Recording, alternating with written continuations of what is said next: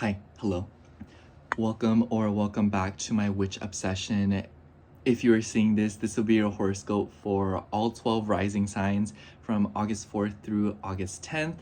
As always, timestamps will be in the description box below. Prioritize your rising sign, but you totally can watch for your sun and moon, or if you have a stellium, so if you're like a Scorpio stellium, you can watch Scorpio rising too.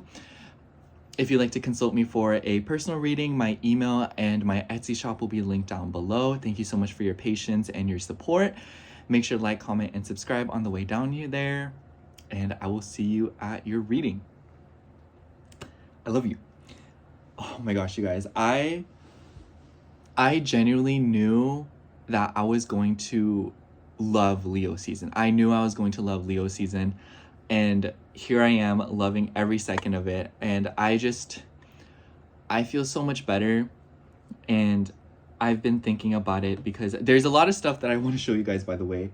But I just wanted to start out with that because I just feel like the first half of this year, like the first few months and last year were just so like difficult and rigorous and confusing, and lately I've just been writing off the fact that I just feel better, and I'm just kind of like, I don't know what's really next, but I'm like, I feel good, and that's all that matters. But I just really wanted to get that off my chest because I've just been realizing lately, like, yeah, I feel stable, I feel a lot better about myself.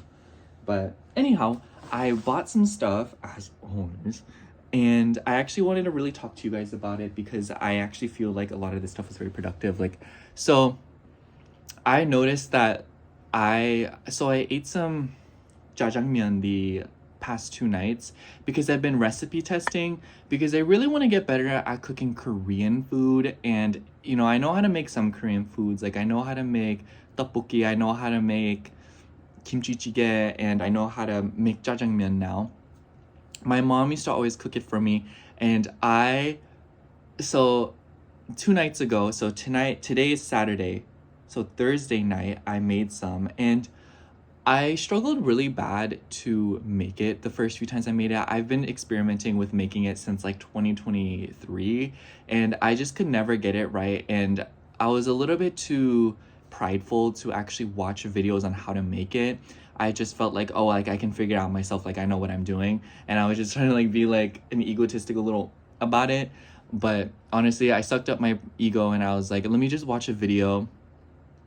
And to my surprise, I was doing it completely wrong, and I was overcomplicating it, and I ended up figuring it out. The main thing that I really struggled with when I would make it is, one, I would use the powder to make it instead of the paste, and two, I really struggled with thickening it. And I found out it's like gravy where you add cornstarch to it. So lo and behold, I'm just really excited for my roommate to come back because the times I've cooked it for us, it's been good. It just doesn't have like that saucy texture. And so like usually it just seems like I'm pouring like chunky soup on noodles, and it tastes good, but it looks funny and the texture is a little off. So I perfected it and I feel really confident, and honestly I saved a lot of time. I used to add like potatoes and carrots, and like you can add that, but I just really like zucchini, onion, and pork belly. That's it. So I'm mentioning that too because I noticed that when I eat pork belly, I always break out a little bit, especially if I eat it at night, because I like Korean barbecue a lot. I'll eat samgyeopsal, and I'll eat it at night, and the next morning I'll always wake up with pimples because it's so greasy. Because it's like, honestly, when you cook the food, like you need to leave all that grease in because it's the flavor. So lesson learned, I'm gonna stop eating it so late at night before bed. And yeah, that's something that I felt very proud about because I feel like I really want to learn how to make, I just want to be better at cooking, and I feel like I haven't really had the time or money to do it. And I was thinking, because I watched this clip on Instagram and it was like, it's money's not the problem, it's you. And I was like thinking about, I was like, yeah, like I am the problem. Like I'll spend like $20 on Chipotle every single day, but I won't spend $60 on a week's worth of groceries. So I'm like, all right, so point proven. So I'm just trying to fix my eating habits. Like today, I've been trying to not eat so much, and not in the sense that like my friend was like, oh, like, are you trying to eat less? And I was like, well, it's not that I'm trying to eat less, but I feel like if you eat the right things, you naturally eat less. You know what I'm saying? Like the food is not as heavy. So, And also that Paula's Choice stuff has been really helping me. I hate how literally before every single time I film the horoscopes, I start breaking out, because the beginning of this week, my skin looked so fabulous. And it looks great right now too. I'm pretty happy. And yeah, I got this stuff from Sephora because I was very curious. So I got two of these. Y'all, don't do it. This sheet mask that you use for your face for like 10 minutes is $8. And I'm honestly debating on returning this one because I tried it the other night and I just didn't really like it because it smells really good and it feels pretty good, but the application process is there has to be a better way to do it. I don't know what's wrong with me. I don't know if I like need assistance, but putting this on was a nightmare and I didn't really like it.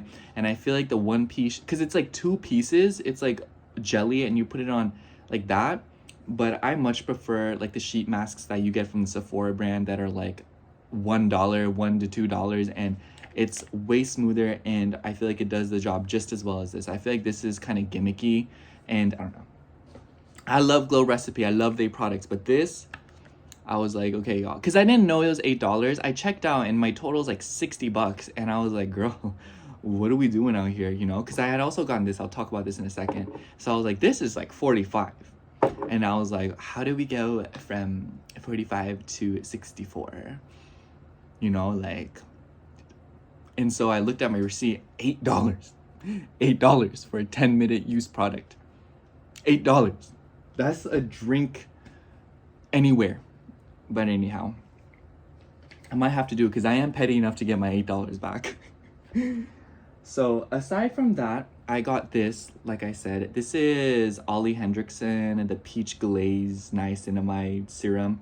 It has vitamin C and niacinamide, and I really wanted some niacinamide and vitamin C because the exfoliant that I use, the salicylic acid Paula's Choice thing, it's been treating my skin, but I feel like I still kind of deal with like some redness, and I feel like this is just like helps with it a lot, and I feel like it helps with the texture, and I just really like it. And if anything, it also smells really good. So do I see myself rebuying this? I'm not too sure, but I do like Ollie Hendrickson a lot. I just never tried their skincare, and I really like peach stuff, and my friend was raving about it, so I figured, okay, I'll just try it. You know what I'm saying? Just be happy for once in your life. The other thing that I had gotten was these pants that I'm wearing. So I just got them today, like literally today. I filmed all the horoscopes earlier today, so today's Saturday, like I said, and I wanted to film before I went to the mall because I knew that if I got back from the mall, I don't feel like filming no more. So, but I'm down to film the intro. So it's like, it's nighttime right now, but once we get to the horoscopes, it's going to be like daytime. So I got these pants. Let me show you. And it's kind of hard to tell, but they're just like these super baggy. Do you guys remember those camel pants that I got? This is just like a black version of them, because I have like a bunch of button-ups, and I really feel like, especially like in the winter, I'm gonna want just solid black pants. And there's just days where I don't want to wear camo, you know? And yeah, I just feel really good about these. And oh my gosh, these pants fit so perfectly. Last year, I kept wearing these pants from Uniqlo non-stop. It was literally the only pants I would wear. Excuse me. And I just didn't like it. I don't know, you guys, I just really didn't like my style last year, and I really didn't like my vibe, and I respect it because, you know, I was figuring stuff out, and I feel like I was trying to like learn about myself, because I feel like up until that point, I had outgrown my style, and I feel like this year I've really been experimenting, and I feel like being in the mall and seeing how others dress and how others look and getting ideas and like being on the right side of social media. I feel like I've been on social media less this year because I'm so busy. Whereas last year, I feel like every opportunity I had, I was always on the internet. And I don't know, you all, I just feel like seeing people or clothes in real life is completely different than seeing it online. And I'm sure you guys know what I mean. But yeah, Hollister has been hitting home run after home run for me. Every time I walk in there, there's something that I like, and I just love it because I've been trying to go for like a punky skater vibe this year, and I just feel like this outfit or these pants is so perfect for it, for all the button-ups that I've shown you guys these past few weeks, and I'm just really happy about it, because last year I feel like I only wore the same 3 pairs of pants over and over, and I really didn't like that because it made me feel it stressed me out thinking of what to wear and whatnot. And I know that sounds so dumb, or it sounds kind of like, not dumb, but it sounds a little bit like, really girl, like, is that? But genuinely, I just didn't like it, you know? Like, if I don't look good, or if I don't like the way I look, I just feel like very down about myself. I overthink it. And also, it's just like, those pants were not comfortable, and the button fell off, so it's like, we're toast, y'all. Like, I need something new. And it just looked weird on me. And yeah, I'm just like really excited about these pants, and I just feel like they're so the vibe. And they have like a carpenter thing to it. Hold on. They're like painter's pants. So it has like this thing, which I kind of find it hilarious that we live in a society where like clothes are like work-based, you know? I don't know. That's just me. Another thing that I had gotten was, so I got my oil change this week. I had to take my car to get services in, and I wanted to go in to get my brake pads replaced and also my oil change. And the guy was like, oh, we recommend that you get your coolant changed and also to get your brake fluid changed. And one other thing, I forgot what it was. And I had told him I don't want to spend more than $800. And he was like, oh, like it was $900, but I can give it to you for $800. And then I told my friends about that, and they were all like, that's how they get you. And I was like, guys, I still stayed within my budget range. I said I was gonna spend this much, and I ended up spending that much. I don't care if it was still more than what I could have gotten it for. Like, the service is done. They did a really good job. I never have problems when I go there. And like, at the end of the day, like, these people need a profit too, okay? Who else is gonna fix my car when she needs something? I don't know. That was something that really bothered me. I was like, y'all are talking about who's driving you? Who's driving you? Me. Okay, I'll spend however much I want on my car to make sure she is okay, because at the end of the day, it's her and me taking care of you. Literally, all my friends had something to say about it. Like, they're like, I don't know, like, I just feel like they're always lying. And I'm like, I can respect that you think men are always lying, because as long as their lips are moving, they are lying. But let's just be happy, okay? Anyhow, whenever I go to get my oil change, I always go to the same dealership, and I love walking around there. I go to Downey, and if you live in SoCal, you know what Downey is. Downey is so beautiful. I don't think I would live there, to be honest. Like, it looks kind of weird over there. Like, the people are a little strange. They give me like Get Out vibes. I don't know why. Like, they just like, it's very disturbing. I don't like it. But the atmosphere, like the place itself and the architecture is so charming, so beautiful. And funny enough, I found a little Pokemon shop, or like a Pokemon card shop, like a collector's shop. And I was really thrilled because I've been wanting more Pokemon cards, especially to do like pick a card readings with you all. So I'm actually meaning to film way more of those now that I have these. I've been wanting to film more because I know you guys really like the tarot videos, and I try to put out a video. So I've been trying to get back on that slowly but surely. So I got a bunch. You guys will see them. But I was really happy to get Spirit Tomb. Spirit Tomb's my favorite. Got a bunch of ghost types. I had another Spirit Tomb somewhere. This one is so cute. You can barely see it. And then I went to GameStop to get a controller. I'll show you in a moment. But I got some more cards. I found a Chandelure. It's my favorite Pokemon. But I also got this. This is a Xbox controller. I really needed a new one because my controller was messing up. Only thing is though, this one is wired, so it's not wireless. I didn't really like that at first, but the more I started using it, it is nice to hook it up because I don't have to sit that far from the TV anyways, like literally where I'm sitting right now. The TV is right behind you, so I would probably sit like right here. So yeah, I don't really have to sit that far anyhow. My TV's not that big, and it's not that big of a deal, and it looks cute. It's kind of giving like gamer girl, but I don't mind. I really like it. It's a vibe. It's giving like, what is this, Sakura, like cherry blossoms. But yeah, I'm just really excited to finally have a new controller. And since my old controller, I think I'm just gonna keep it just in case something happens to this one, you know, and I desperately need a controller, or like I'm playing a 2-player game for some reason. So there's that. I feel like I'm talking really fast because I'm trying to fit in everything at one time. I also wanted to show you guys this book. Honestly, I only got through one book today. I think I showed you guys that I read The Midnight Library this week. Did I do that? I don't know if I did, but I finished The Midnight Library, and I love that book.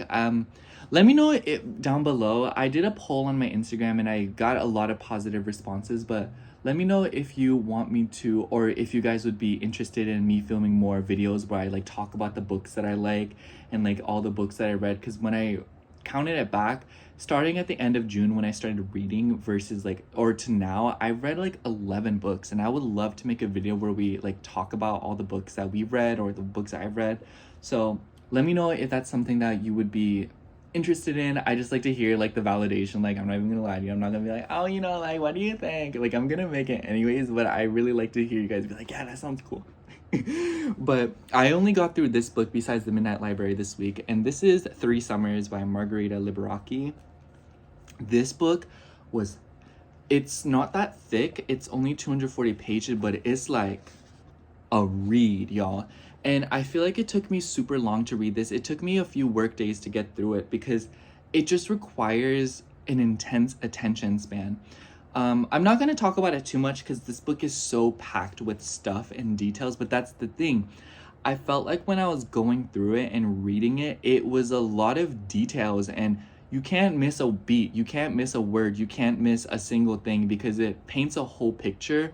And there was a lot of names, and it was really confusing because, you know, you're having to sort of go back and forth with yourself, be like, who's this, who's that? And it feels like a friend's telling you a story, and it's like Mrs. Perigori, and then her son's Marios, and then you're having to think, and then they're calling her Laura at one point, and it's just like, girl, like, I thought her name's Mrs. Perigori. It's like, oh yeah, it's the same person. So they flip-flop between names, but the story is just 3 summers and between 3 sisters in Greece, and the story is beautiful and the characters are so saturated. I remember when I was watching Mauve ASMR, she said that the characters live on with you, and at first I just kind of figured, you know, like, it was just something that I thought, and I was like, oh yeah, like, she said that, so I believe her. But after reading the book myself, I completely know what she means. The characters are so vivid. The story is told from the youngest girl's perspective, mostly from her perspective. The youngest is Katerina, the middle is Infanta, and the oldest is Maria. I'm sure there's like a specific way to pronounce them, but you know, that's their names. And the mother was Anna, and then the sister of Anna was Aunt Teresa, and then the Polish grandmother, and then the Polish grandmother's husband and grandfather. I don't even know where the dad is in the picture. The dad was kind of just like left out of the whole thing. Like, all the men in the story were pretty much kind of like not very present, but there were some lines that made me laugh. I think the first summer was easily the most confusing because they were really young, so it was just hard to make sense of what was going on. The second and third summer, the third summer especially, like, they become more conscious, and I feel like you can feel them becoming more eloquent, and I feel like the reader can feel yourself also growing up with them and becoming more aware of things and being more eloquent yourself and being able to keep up with what's being said. So I will say the first summer does not do a very good job of holding your hand of all these names and what's going on. Maybe I just can't read, but it was just really disorienting. But as I kept reading, it made more and more sense, and I felt more and more connected to the characters. So lovely read. I highly recommend this book. I definitely think that it's more of like an intermediate or like an advanced read. So I feel like if you really want a vivid book, this is the one to go with. I just feel like there's just so much going on, and I feel like if you keep up with it, like, you literally are in it. Like, the details are so descriptive, and it like explains everything so well. Like, you can smell the smells, you can feel the temperature, you can feel like the desire, and you can feel like what is being said. And it's like you pick up on social cues and things that aren't even being said directly. Like, you just, you know, it's like when you and your friend look at each other and so many words are said. That's what it feels like, you know, where you can just pick up on things, and it's incredible. But yeah, I'll definitely make a video on a bunch of books that I read. It's probably gonna be so long because I could gush about them for forever and ever. But yeah, this has definitely been, I'm really glad I read this, and I'm really glad I committed to it, because my gosh, was it a very difficult read for me. But yeah, I think that's everything. I don't know. I really want to talk to you guys. I've had such a nice week this week, and I'm just so excited to like speak to you all, and especially knowing the horoscopes are done, I'm like, oh, I get to hear all day long and just like chit chat with you all. But I will see you in my next video. See you at your horoscope. Thank you so much for listening. I love you. Comment an emoji that makes you think of summer, an emoji that just gives summer to you. So it's like whatever that might be. For me, I feel like what gives summer, I immediately thought the tree emoji. So anyways, that will be this horoscope's emoji. So I will see you at your horoscope. I love you. Thank you so much for listening. Okay, starting out with Sagittarius rising. So hello, Sagittarius rising. If you're seeing this, this will be your horoscope for August 4th through August 10th. I almost said July. But anyhow, happy August, Sagittarius. I feel like this week for you, the energies are a little bit more in your favor than others because the highlight of the week in my eyes is the Mars and Saturn and Neptune opposition that we will be seeing starting around the 6th, because that's when Mars actually goes into Libra, and then a few days later, say like the 8th through the 10th, is when you'll really start to feel it.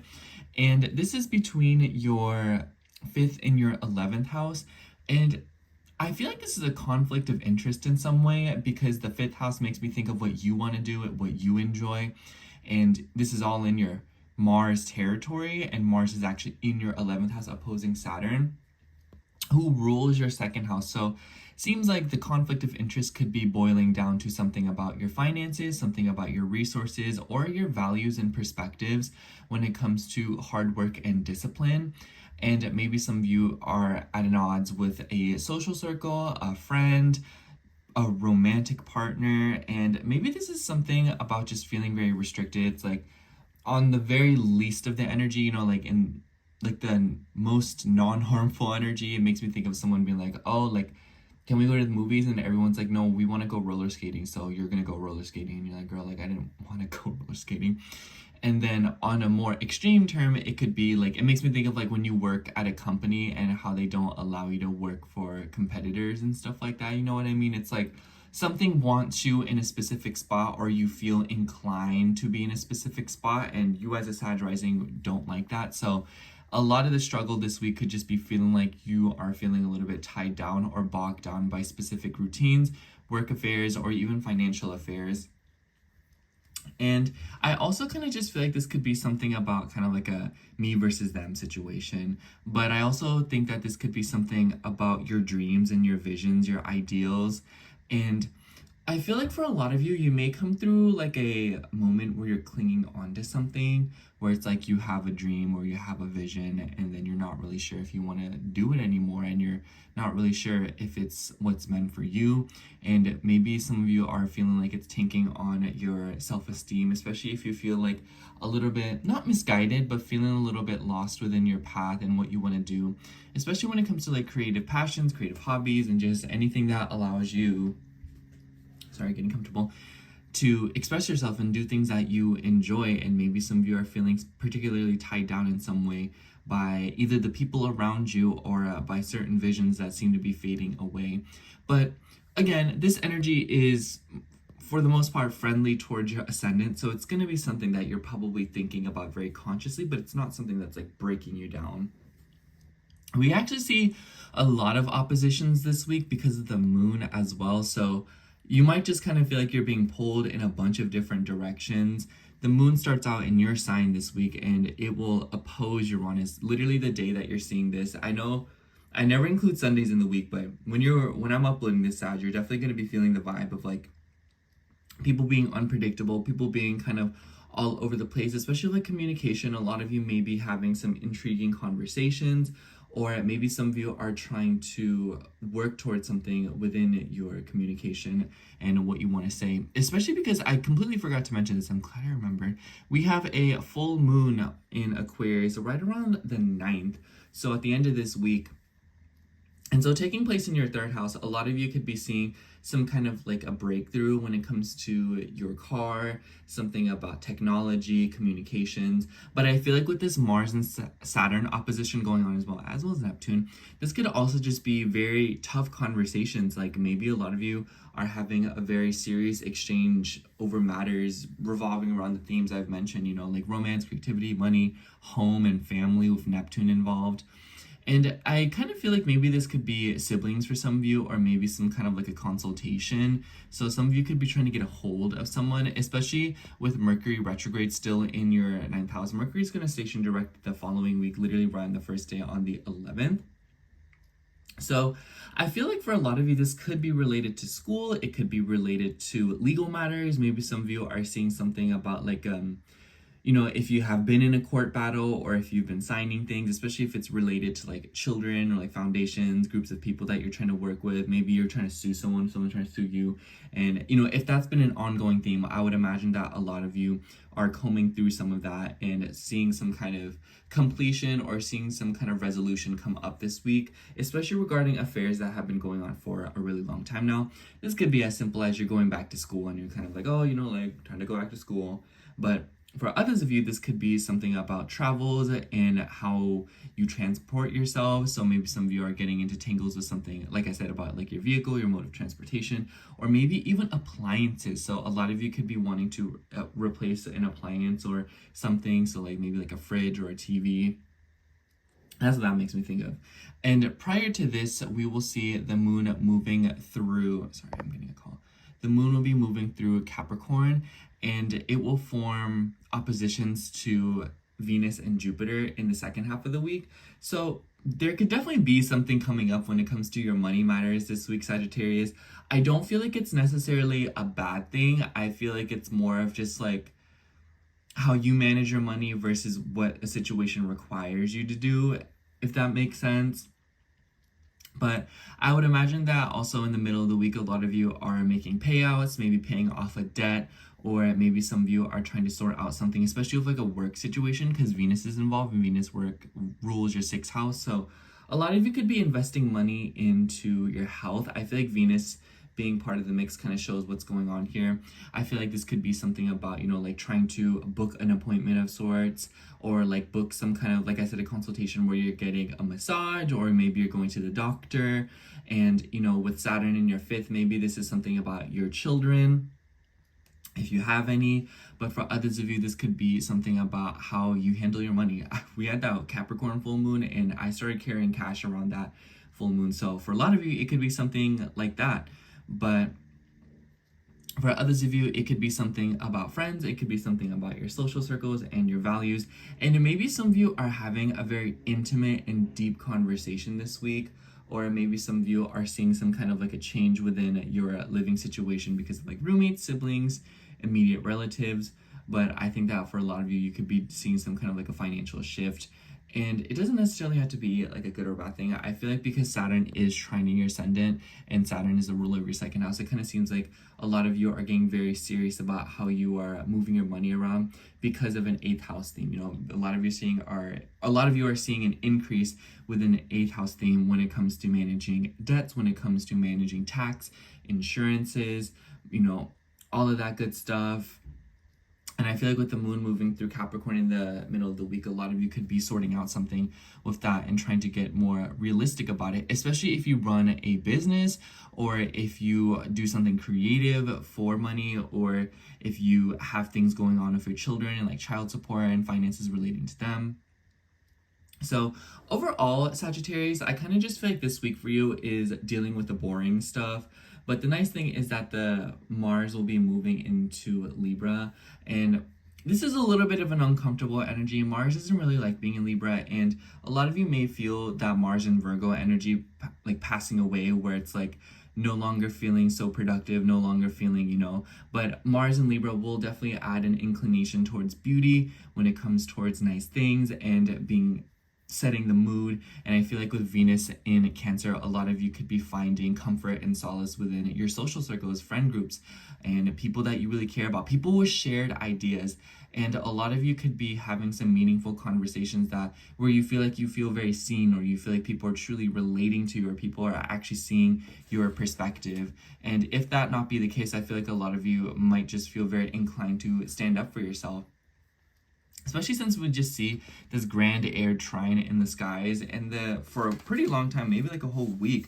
So I think that a lot of all of us, but especially you, Sag rising, it's going to be about the exchange of ideas and getting with people who see eye to eye with you, people who can help you reach your dream, or maybe getting with people who you can help reach their dream. Anyways, let's pull a card, see what comes out.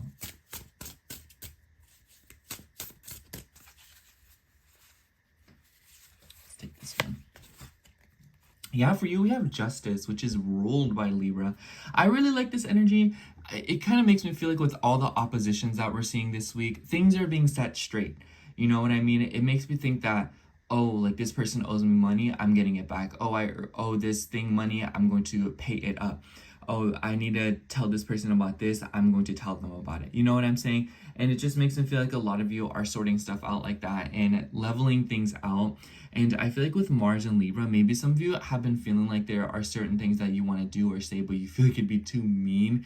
I mean, granted, Mars and Virgo and Libra can both be people pleasers, but I kind of feel like now with Mars in Venus's territory and Venus is in Cancer, a lot of you are doing things a little bit more gently, or you kind of feel like you're feeling a little bit more comfortable.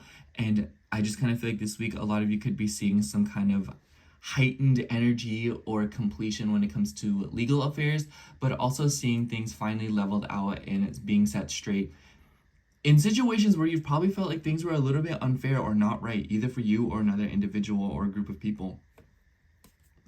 Anyways, that's all I have for you, Sagittarius. Thank you so much for watching. I hope the horoscope resonated, and if it did, make sure to like, comment, and subscribe, and I hope to catch you in next week's horoscope.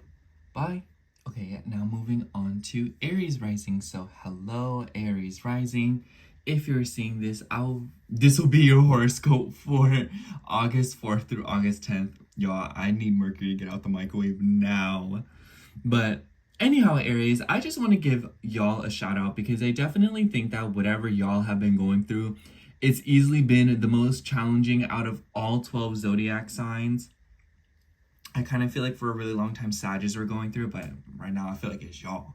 So there is some interesting news this week because we will see Mars move into Libra on the 6th, your chart ruler, and it will immediately come into an opposition with Saturn and Neptune. So second half of the week onwards, you're going to be noticing that the energy is building up quite a bit when it comes to relationships, when it comes to matters revolving around you versus another person.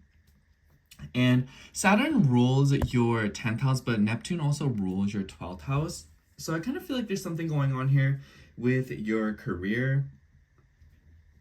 A lot of you could be sorting stuff out when it comes to legal matters revolving around your career. But I also feel like this is about connections and networking and your social circles, because also in the second half of the week, we have this full moon in Aquarius that is taking place in your 11th house. And as Mars moves into Libra, we see a grand air trine, and this is between your 3rd, your 7th, and your 11th house. So one way or another, other people are involved right now, whether it just be their ideas, their names, whether it be that people are talking about you without you knowing. I think that with Neptune being involved in the mix, there could be tendencies of self-sabotaging when it comes to your relationships. And I feel like this is a pretty difficult energy, Aries. But the nice thing that I like about this is that Mars is no longer in your 6th house, which was definitely helping you be more productive, more health-oriented, or it allowed you to sort something out when it comes to your health, especially if you have children. But I feel like with Mars moving into your 7th house, the energy is a little bit more obvious because now Mars is actually aspecting your ascendant. So even though this opposition to Saturn definitely seems a little bit annoying, I feel like a lot of you will finally start to get a gauge on your responsibilities and what you need to be doing when it comes to your career, when it comes to your work, and what steps you need to take, who you need to be around, who you don't need to be around. And I feel like this will also be illuminated to you by the full moon in Aquarius. So a lot of you could be seeing something going on with like a friend or another person, and the shift itself might be very daunting. It might be very sudden. And I think that with Uranus in the 3rd and Saturn in your 1st, both of these planets being associated with Aquarius, a lot of you could be seeing like that chatterbox energy. So I think that once again with Neptune in the mix, A lot of you could be feeling a little bit concerned or confused when it comes to specific conversations that you are having with people. So my advice for you is to take things for a grain of salt if it's coming from another person's mouth and not yours. You really want to rely on the information that you know and the ideas that you are wanting to experiment with this week, Aries, because I kind of feel like relying on other people or reacting based upon other people won't do you any good right now, and it'll only keep you in a very big loophole. But before this full moon, we will also see the moon moving through Capricorn, and it will oppose planets. We see a lot of oppositions this week, TBH. So I kind of just feel like this entire week is definitely all hands on deck when it comes to something that you're dealing with versus what a situation outside of your control requires of you. And when the moon's moving through Capricorn in the middle of the week / like the second half, it will come into an opposition of Venus and Jupiter in your 4th. The nice thing is though, because Venus is part of the mix, she's kind of sorting things out or helping along, and Venus rules your 2nd and your 7th house. So a lot of you could be seeing some kind of like a control freak issue when it comes to you and like an authority figure. This could be a parent. I definitely think that with Cancer and Capricorn, this could be matters revolving around your family when it comes to legacy, when it comes to pressure with carrying on names and heritages and heirlooms. But for others of you, this could be something about legal matters. This could be something about your relationships and how they relate to your family, especially if you've been trying to move out with a partner, or if you've been trying to move in a partner, or if you're moving away from a partner, or maybe some of you went through a breakup and you're seeing some kind of challenge come through. I definitely feel like friction will be presented to you because of a relationship that is not entirely related to your family. But for others of you, this could just be feeling a little bit like people are bossing you around or people are trying to control you. And I know you as an Aries rising just do not want that at all, point blank period. And I also think that for a lot of you, this could be something about finances, money, and values when it comes to family matters. So a lot of you could be seeing something revolving around having to invest in your workplace. I definitely think that with Mars having finished up in your 6th house, a lot of you have probably gone through significant changes within a work situation of space that you utilize in order to get things done. And I think that with Venus moving through the 4th, there's just naturally an inclination towards women in the family, but also making your home a more comfortable and beautiful place. And when the moon is in Capricorn, I kind of just feel like this could be something about your status, your external life, you know. It's like wanting to work on your internal life, your privacy, and being home, staying home, but then at the same time feeling obligated to put yourself out there, be responsible, or to sort of go and be ambitious when maybe a partner or somebody else is wanting you to be more comfortable and more home oriented. And the moon will start out in Sag this week, so I feel like the beginning of the week will start out like hot and heavy because the moon will be trining your ascendant as well as planets in your 5th house. And the 5th house is definitely a big focal point right now because of the full moon, but also because Mercury is still retrograde in this house. Mercury was stationed direct literally the week after this, right on the 11th. So you'll practically start to feel it at the end of this week. And Mercury in the 5th seems like there's something going on here, like I said, with like children, but this could also be creative hobbies, hanging out, doing things that you enjoy. And I feel like this full moon in Aquarius could be revealing that. Maybe for some of you, this is just feeling like, oh, I've just been all work, no play. I want to be around my friends. I want to be around people who support me. And I almost wonder if for a lot of you, you could be finding tribe or finding people who have the same visions as you, people who agree with you, people who, you know, want to support you in whatever your endeavors might be. And I wouldn't be surprised because the 11th house is a pretty nice and fortuitous house. And maybe some of you are seeing an opportunity to do something and, you know, like get a job, you know, get some kind of experience, get your foot in the door in something. Pluto is involved because the moon will pass through Pluto first, and Pluto rules your 8th house. So maybe this is an opportunity to pay off a debt, you know, get some kind of loan or get a sum of money from a company or a corporation or like a group of like a foundation. But this could also just be like an intimate exchange with somebody that you really care about or someone who you feel like relates to you or you relate to them. In just one way or another, a lot of you could be going through this week feeling seen, or if you don't feel seen, this full moon is advocating for you and urging you to push yourself to be around people who do make you feel seen, people who have the same vision as you, people that are not trying to change what you want to do, this so makes me think of like your family wants you to be a lawyer, but you want to be like a doctor or something. And it's like they just want you to do something specific because either A, it's like a culture that has been done for a while now, or it might kind of just feel like you're being cookie cut into something by an external force, whether it be your family or whether it be a job or a career. You know, like maybe your manager is like, hey, can you like do this? And you're like, girl, that's supervisor work. I'm not a supervisor. You don't pay me like a supervisor. Why would I do that? It just makes me feel like a lot of you could be feeling like you're being expected to do more in a circumstance when it's not necessarily your job. And I feel like this week is helping you realize something of that nature and to not settle and to not be comfortable doing more for less. And I feel like there's someone around you who is really willing to support you. For some of you too, you could be seeing like a pregnancy, not for you, it could be for you if you're trying, but I think that with Venus coming into conjunction with Jupiter next week, maybe some of you are having like a baby shower event come up. Maybe some of you are having some kind of like a party or a gathering. A full moon in the 11th definitely makes me think that as well. So maybe some of you are attending something like that. Maybe there's a family member trying for a kid. Maybe there is talks of purchasing property. Maybe there is talks of wanting to increase a household in order to compensate for more people having moved in. Like a woman could be staying with you right now, or maybe like you're visiting a woman in faraway lands and whatnot. Anyways, let's see what card comes out. Someone step up to me. For you, we have the 9 of Coins. Girl, I know y'all Aries risings love to see this. I definitely feel like with Venus getting close to Jupiter, the conjunction doesn't exact till next week, but Venus rules your 2nd and your 7th house. Maybe this is like money coming through, you know, especially with the moon passing through Pluto. This could be people paying for you. This could just be people being very generous of you. But I also see this as just like feeling more on. I think that a lot of Aries risings have been feeling a little bit like y'all probably feel like not as on as you used to. I've been noticing a lot of Aries risings want to change their appearance up, or they want to cut their hair. They want to like maybe even like get procedures done. They want to change how they dress. They want to get piercings. They want to get tattoos. They want to do this and that.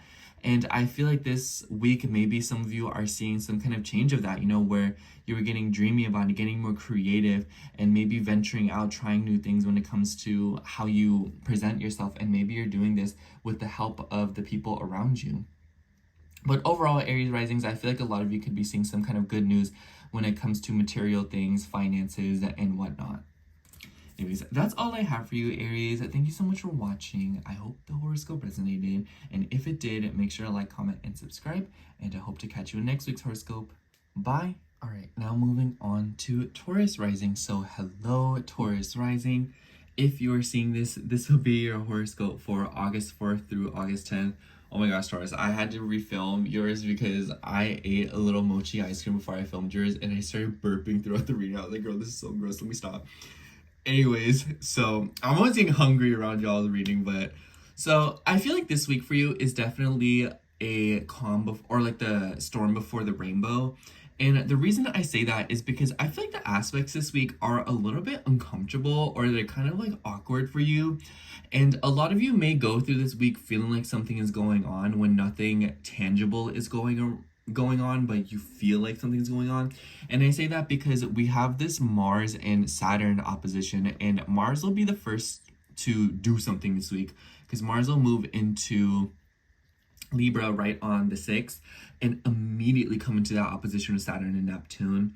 And this is between your 6th and your 12th house. Saturn rules your 9th house, so a lot of you could be feeling like you want to escape in some way. Maybe some of you are feeling very much like you craving travel or having new experiences, seeing new things. And this could be related to relationships. Mars rules your 7th house, and in your 6th house, a lot of you could just be feeling puckered out or particularly drained because of another person. But this could also be something revolving around connections at work and maybe a work situation, especially if you have been dealing with like work drama.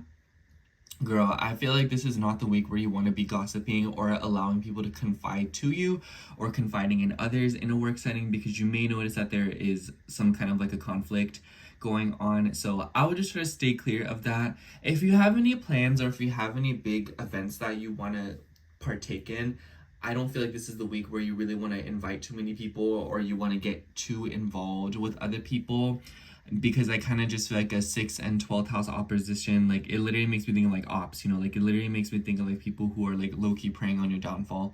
And you know, you being an intuitive person or someone who has a good judge of character, you really know who these people are, Taurus, so trust your gut. And when Mars moves into Libra, it will form a grand air trine between your 2nd, your 6th, and your 10th house. So definitely something about your career and your work. And might I say also, in the second half of the week, we will see a full moon in Aquarius. So this takes place on the 9th, and this is going to be in your 10th house. And the moon will have to pass through Pluto, another 7th house ruler. So I definitely feel like a lot of you could be going through some kind of a shift when it comes to business partnerships or matters revolving around work and career, like I said, but also maybe authority figures. Maybe some of you are feeling particularly rebellious. Maybe some of you are wanting to try new things with your branding, and maybe some of you are taking financial plunges to make it happen. Maybe some of you, the way that you are investing your money into your business or into your work and your career, maybe you're going through a lot of shifts in that. But it could also be that with Mars moving into your 6th, a lot of you could be going through some kind of a shift when it comes to your routines, your work ethic, and how you move along with a day-to-day basis. And I kind of feel like with the opposition to planets in your 12th house, maybe some of you are feeling like you want to do this alone. Maybe some of you are wanting to go through a personal rebrand. Maybe you don't want to make changes or allow people to take from your ideas. Maybe a lot of you want to do these things on your own accord and do things by yourself. So that's the vibe that I get with that opposition. But it could also be that a lot of you are wanting to live with a little bit more belief or magic in your life, because Saturn rules your 9th house. So maybe wanting to incorporate prayer into your day-to-day life. You know, if that's not your jam, it could be something else. Maybe some of you are just wanting to live with a little bit more intention in incorporating more spirituality and more belief within yourself and your beliefs into your day-to-day life. And when I say believing in yourself, I definitely feel like a lot of Tauruses have gone through a lot of shifts when it comes to their beliefs, with your 9th house ruler being in Pisces for so long. So I feel like a lot of Tauruses very much understand religion and very much understand manifestation, magic, and whatnot, and all of the above, really. Even if you don't really partake in any of it, it's definitely something that you have heard about through other people or experienced through other people. And I feel like with Saturn moving through your 12th house, you know, it makes me feel like a lot of you are in this vibe of wanting to set out and figure yourself out, do things on your own, doing what works for you, doing what makes you feel magical, doing what makes you feel like there's something more out there, or, you know, tending to your own philosophies and your perspectives on your life. If that not be the case, I feel like a lot of you could also just be feeling like you want to travel and do things on your own and not constantly feel tied down by others in some way, especially with Mars just like in Libra. Mars and Libra in the 6th house just makes me feel like a lot of you could be feeling a little bit like responsible for others in some way, or maybe some of you are dealing with some kind of like passive aggression in relationships. And this full moon is also very important because we see Mercury retrograde in your 4th house still. So a lot of you could be going through some kind of a shift when it comes to your family and when it comes to your home. You know, Mercury rules your 2nd and your 5th house. So this could be revolving around children. Maybe some of you are seeing like a sibling having a kid, especially with Venus joining up with Jupiter in the next week. A lot of you could be seeing pregnancy or some kind of a conceive vibe with with your sister or with like an immediate relative. So maybe there's like a baby shower going on, or maybe some of you are also just seeing more high-tech advancements within a home situation. And with Mercury retrograde, it kind of makes me think of like, you know, like people have like fancy stuff in their home and it breaks and they never get it fixed. This makes me think that a lot of you could be doing something like that where you're finally repairing something. So it's like maybe you have like a very fancy fridge with like a screen on it, and then that screen's been broken, and then you finally call someone to help you fix it, and then now you're like, oh my gosh, the fridge is fixed, y'all, like it's so nice, I forgot how nice it was. You know, it could be like maybe a faucet in the tub is broken, and then you're kind of like having to use the other bathroom, and then that one gets finally fixed, and you're like, oh my gosh, y'all, like this tub is so nice, I completely forgot about it.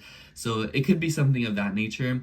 But for others of you, I also feel like there could be stuff going on with like realtors. Maybe some of you are trying to sell property. I definitely wouldn't be surprised if some of you are trying to come up with more creative ways to invest in your money with Uranus in your second house. Maybe some of you are indulging in a little bit of crypto. Maybe some of you are trying to sell cars. Maybe some of you are trying to sell like renting property. Like maybe some of you are trying to rent a place out. Maybe some of you are trying to provide like a service of some kind. Maybe some of you are literally like on that Uber driver vibe. But overall, I kind of just feel like there's definitely a lot of creative undertones in this week where some of you are wanting to break out, if not all of you, break out and do something on your own, doing things the way that you deem fit and doing things that you feel like is enjoyable. And mind you, the moon will start out in Capricorn, or not start out in Capricorn, but it will move through Capricorn in the middle of the week. So in the middle of the week, a lot of you could be commuting for work, a lot of you could be traveling, and maybe this is to visit extended family. So, and I think that with Mars in the 6th house, maybe some of you are having to like contact people, you know, be like, hey y'all, can someone please watch my dog? Or can someone please take care of this while I'm gone? So can someone please water the plants while I'm not there? And, you know, with the traveling, maybe some of you are having to sort out a work situation, like, hey Jennifer, can you take my shift for Wednesday and Thursday? I have a family thing coming up and I really need to make it happen, or I have an important appointment. So a lot of you could be dealing with something like that in the middle of the week. And then in the start of the week, the moon will start out in Sagittarius. So I definitely get the vibe that in the beginning of the week, there's shifts going on within your finances. Maybe some of you are having like an intimate conversation with someone, especially with the moon trining the sun and Mercury in your 4th house. A lot of you could be sorting out something with like a financial matter, insurance, taxes, the IRS when it comes to a home situation. And maybe some of you are seeing some kind of sponsorship, or maybe some of you are seeing some kind of like a financial beneficiary coming through for you in the start of the week. So maybe someone's offering you a loan. Maybe some of you is offering you guidance or some kind of like teaching. You know, Sagittarius is all about knowledge. So maybe some of you, somebody's teaching you something very valuable or mentoring you that changes you at a very deep level and changes your perspective on your internal foundation. But for others of you, I would just imagine that this could be some kind of like a financial benefit coming through. And maybe it's through like an application or a loan that you sent out for. I also think that a lot of you could be buying a car, or a lot of you could be trying to invest in a car in some way, shape, or form, or some kind of big piece of technology or automotive and whatnot. This card's sticking out to me. Let's take this one. Yeah, for you, we have the Ace of Swords. So a lot of you could be seeing new ideas, communication, saying what needs to be said, and maybe doing so in like a little bit of a unique way. Because honestly, Taurus, I feel like you really don't have a problem saying what you feel like needs to be said, but maybe this is something that you want to say but feel like you haven't been able to. Maybe this is saying something in a new way, and maybe coming up with new ways of like ideas, of concepts. And the Ace of Swords at the very least is just about new ideas, new concepts, and new words. So a lot of you could just be learning something new, but for others of you, you could be embarking on a new journey when it comes to your intellect and the knowledge that you possess. Anyways, and I feel like it could be related to your career. So that's all I have for you, Taurus. Thank you so much for watching. I hope the horoscope resonated, and if it did, make sure to like, comment, and subscribe, and I hope to catch you in next week's horoscope. Bye. All right, now moving on to Gemini rising. So hello, Gemini rising. If you're seeing this, this will be your horoscope for August 4th through August 10th. And honestly, Gemini, I feel like for a lot of you, this week is just kind of like sorting through stuff and seeing some kind of completion when it comes to ongoing themes revolving around a 3rd house theme. So something you're familiar with, applications, communications, important conversations that need to be had or have meant to be had, car stuff, transportation stuff, things revolving around immediate family members. And the reason I say that is because your chart ruler is still retrograde in your 3rd house, and this week we will see a full moon in Aquarius in your 9th house. And I feel like for a lot of you, this is definitely a theme that maybe you're kind of uncomfortable with, in the sense that, you know, the 9th house is the opposite of the 3rd house, the house that you're familiar with. So a lot of you could be having to travel. A lot of you could be having to embark on ideas that you are not necessarily too familiar with. But because it is a full moon, it kind of seems like something that is being put into completion. So a big idea that you've had is probably reaching some kind of boiling point or some kind of illumination where you're kind of like seeing the bigger picture of something. And if I had to guess, it would be based around knowledge and maybe even something revolving around school, you know, attending higher studies or going somewhere else, traveling abroad. And this could even be for some of you things revolving around property and legal matters, especially since Mars just finished up being in your 4th house. So I wouldn't be surprised if a lot of you were kind of going through something when it comes to a living situation, a family situation. I feel like a lot of Gemini risings have just been going back and forth with their family, point blank period, when it comes to anything, whether it be who left the thermostat on or whether it be something a little bit more serious than that. So I think it's pretty safe to say, Gemini, that this full moon will finally bring you the bigger picture and all of the ideas around a topic that has maybe been dragged out a little bit, especially if you feel like people have been gossiping, not telling you all the details, or been particularly flaky with you. And I also feel like for some of you, this could be graduation. Maybe some of you are graduating from something. Maybe some of you are committing to some sort of a path when it comes to schooling and learning new things. And Mars will move into Libra on the 6th, and so it will immediately come into an opposition with planets in your 11th house. So I feel like this could be for some of you like a conflict of interest. I was kind of telling the same thing to Sag, but Saturn and Neptune in your 11th house just generally makes you feel pretty confused about who your friends are, what your dreams and your envisions are, especially when it comes to finding people who share the same vision, who share the same feelings as you.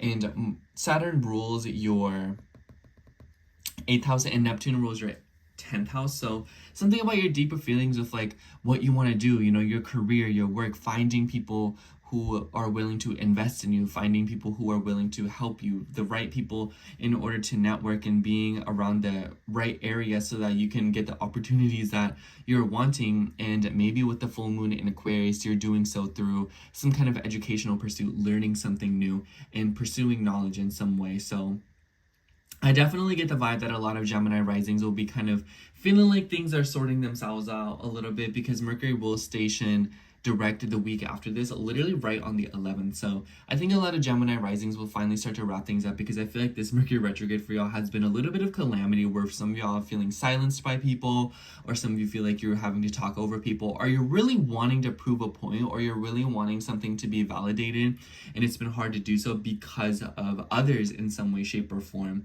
And I think that this Mars and Saturn opposition will sort of be exaggerating that, what you want to do and what you like versus what others like. Mars and Libra makes me think of thinking about others even though you don't want to. And then Saturn and Aries makes me think of like feeling guilt about thinking for yourself. So definitely something of this combination, because Mars and Saturn are both not happy in these areas. A lot of you could be feeling frustrated, but Mars will be coming into a grand air trine with Pluto and Uranus. And so I feel like for a lot of you, you could be feeling especially adventurous, maybe trying new things, maybe wanting to go about expressing yourself a little bit differently. A lot of you could be feeling especially, how do I say, experimental when it comes to your appearance, when it comes to your vibe, when it comes to your persona, how others are perceiving you, and how you are participating in romantic affairs. And maybe for some of you, just some of you, maybe this is something about moving abroad for a romantic partner, or maybe a romantic partner is coming to visit you. Pluto does rule your 6th house, so I feel like this could be something about your routine as well. Maybe some of you are wanting to change up the work that you do or the labor that you put into whatever you may provide. Maybe some of you are trying to get more creative, when it comes to providing services. Or maybe some of you are feeling a little bit confined by a work situation because you're not able to do the things that you want to do. And maybe you kind of feel like a situation is forcing you to do things that other people want you to do, you know. And I feel like that's so Mars and Libra, Saturn and Aries coded, where it's like, I want to do this, but I feel like I'm not able to. So a lot of you could be feeling frustration with that when it comes to your self-expression and when it comes to ideas that you have and doing what feels fun and right for you, but especially at the hands of other people and other people who are willing to assist you and maybe even sponsor you. In the middle of the week before this full moon, the moon will be moving through Capricorn, and it will come into oppositions with Venus and Jupiter in your 2nd house. So definitely in the middle of the week, there is a huge financial undertone when it comes to money, when it comes to your values, intimacy, and how you exchange with other people. I feel like this kind of goes back to what I said about finding people who agree with you, or maybe intimately connecting with others And Venus rules your 12th house and your 5th house. So I feel like this could be like I said, romance. So maybe some of y'all are trying to like get it on with people. But for others of you, I also feel like this could be something about your values and your standpoints when it comes to responsibilities and when it comes to progress within your romantic affairs. But because Venus rules your 12th house, I feel like there's kind of like a private air to this.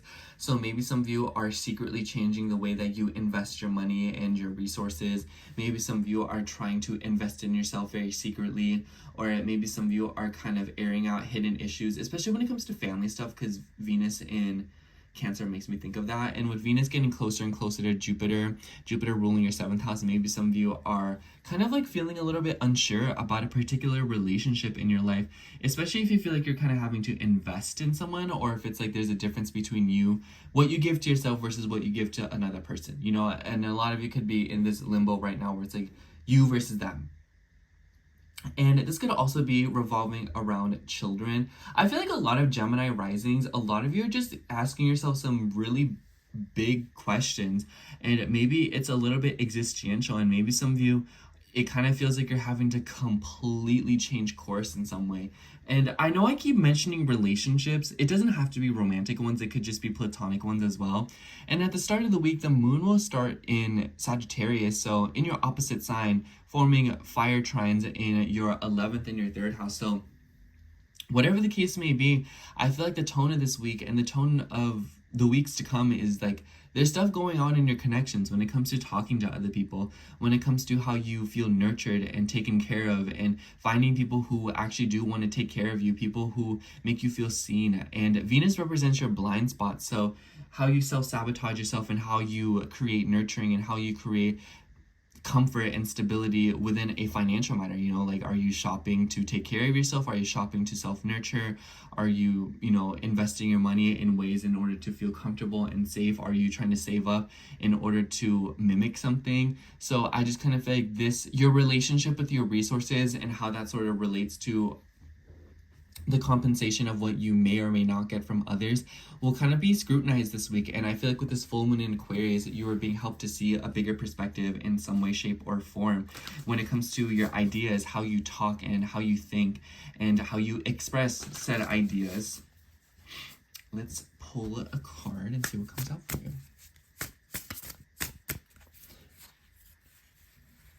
The last card. I don't know why I want the last card, but I want the last. Yeah, we have 8 of Wands. So this week for you could be very fast paced. It could be revelation after revelation, Gemini. I'm not even gonna lie. This card to me also thinks of very like intimate energy. So maybe some of you are feeling very impatient or aggressive within like intimate affairs with other people, whatever the case that might be.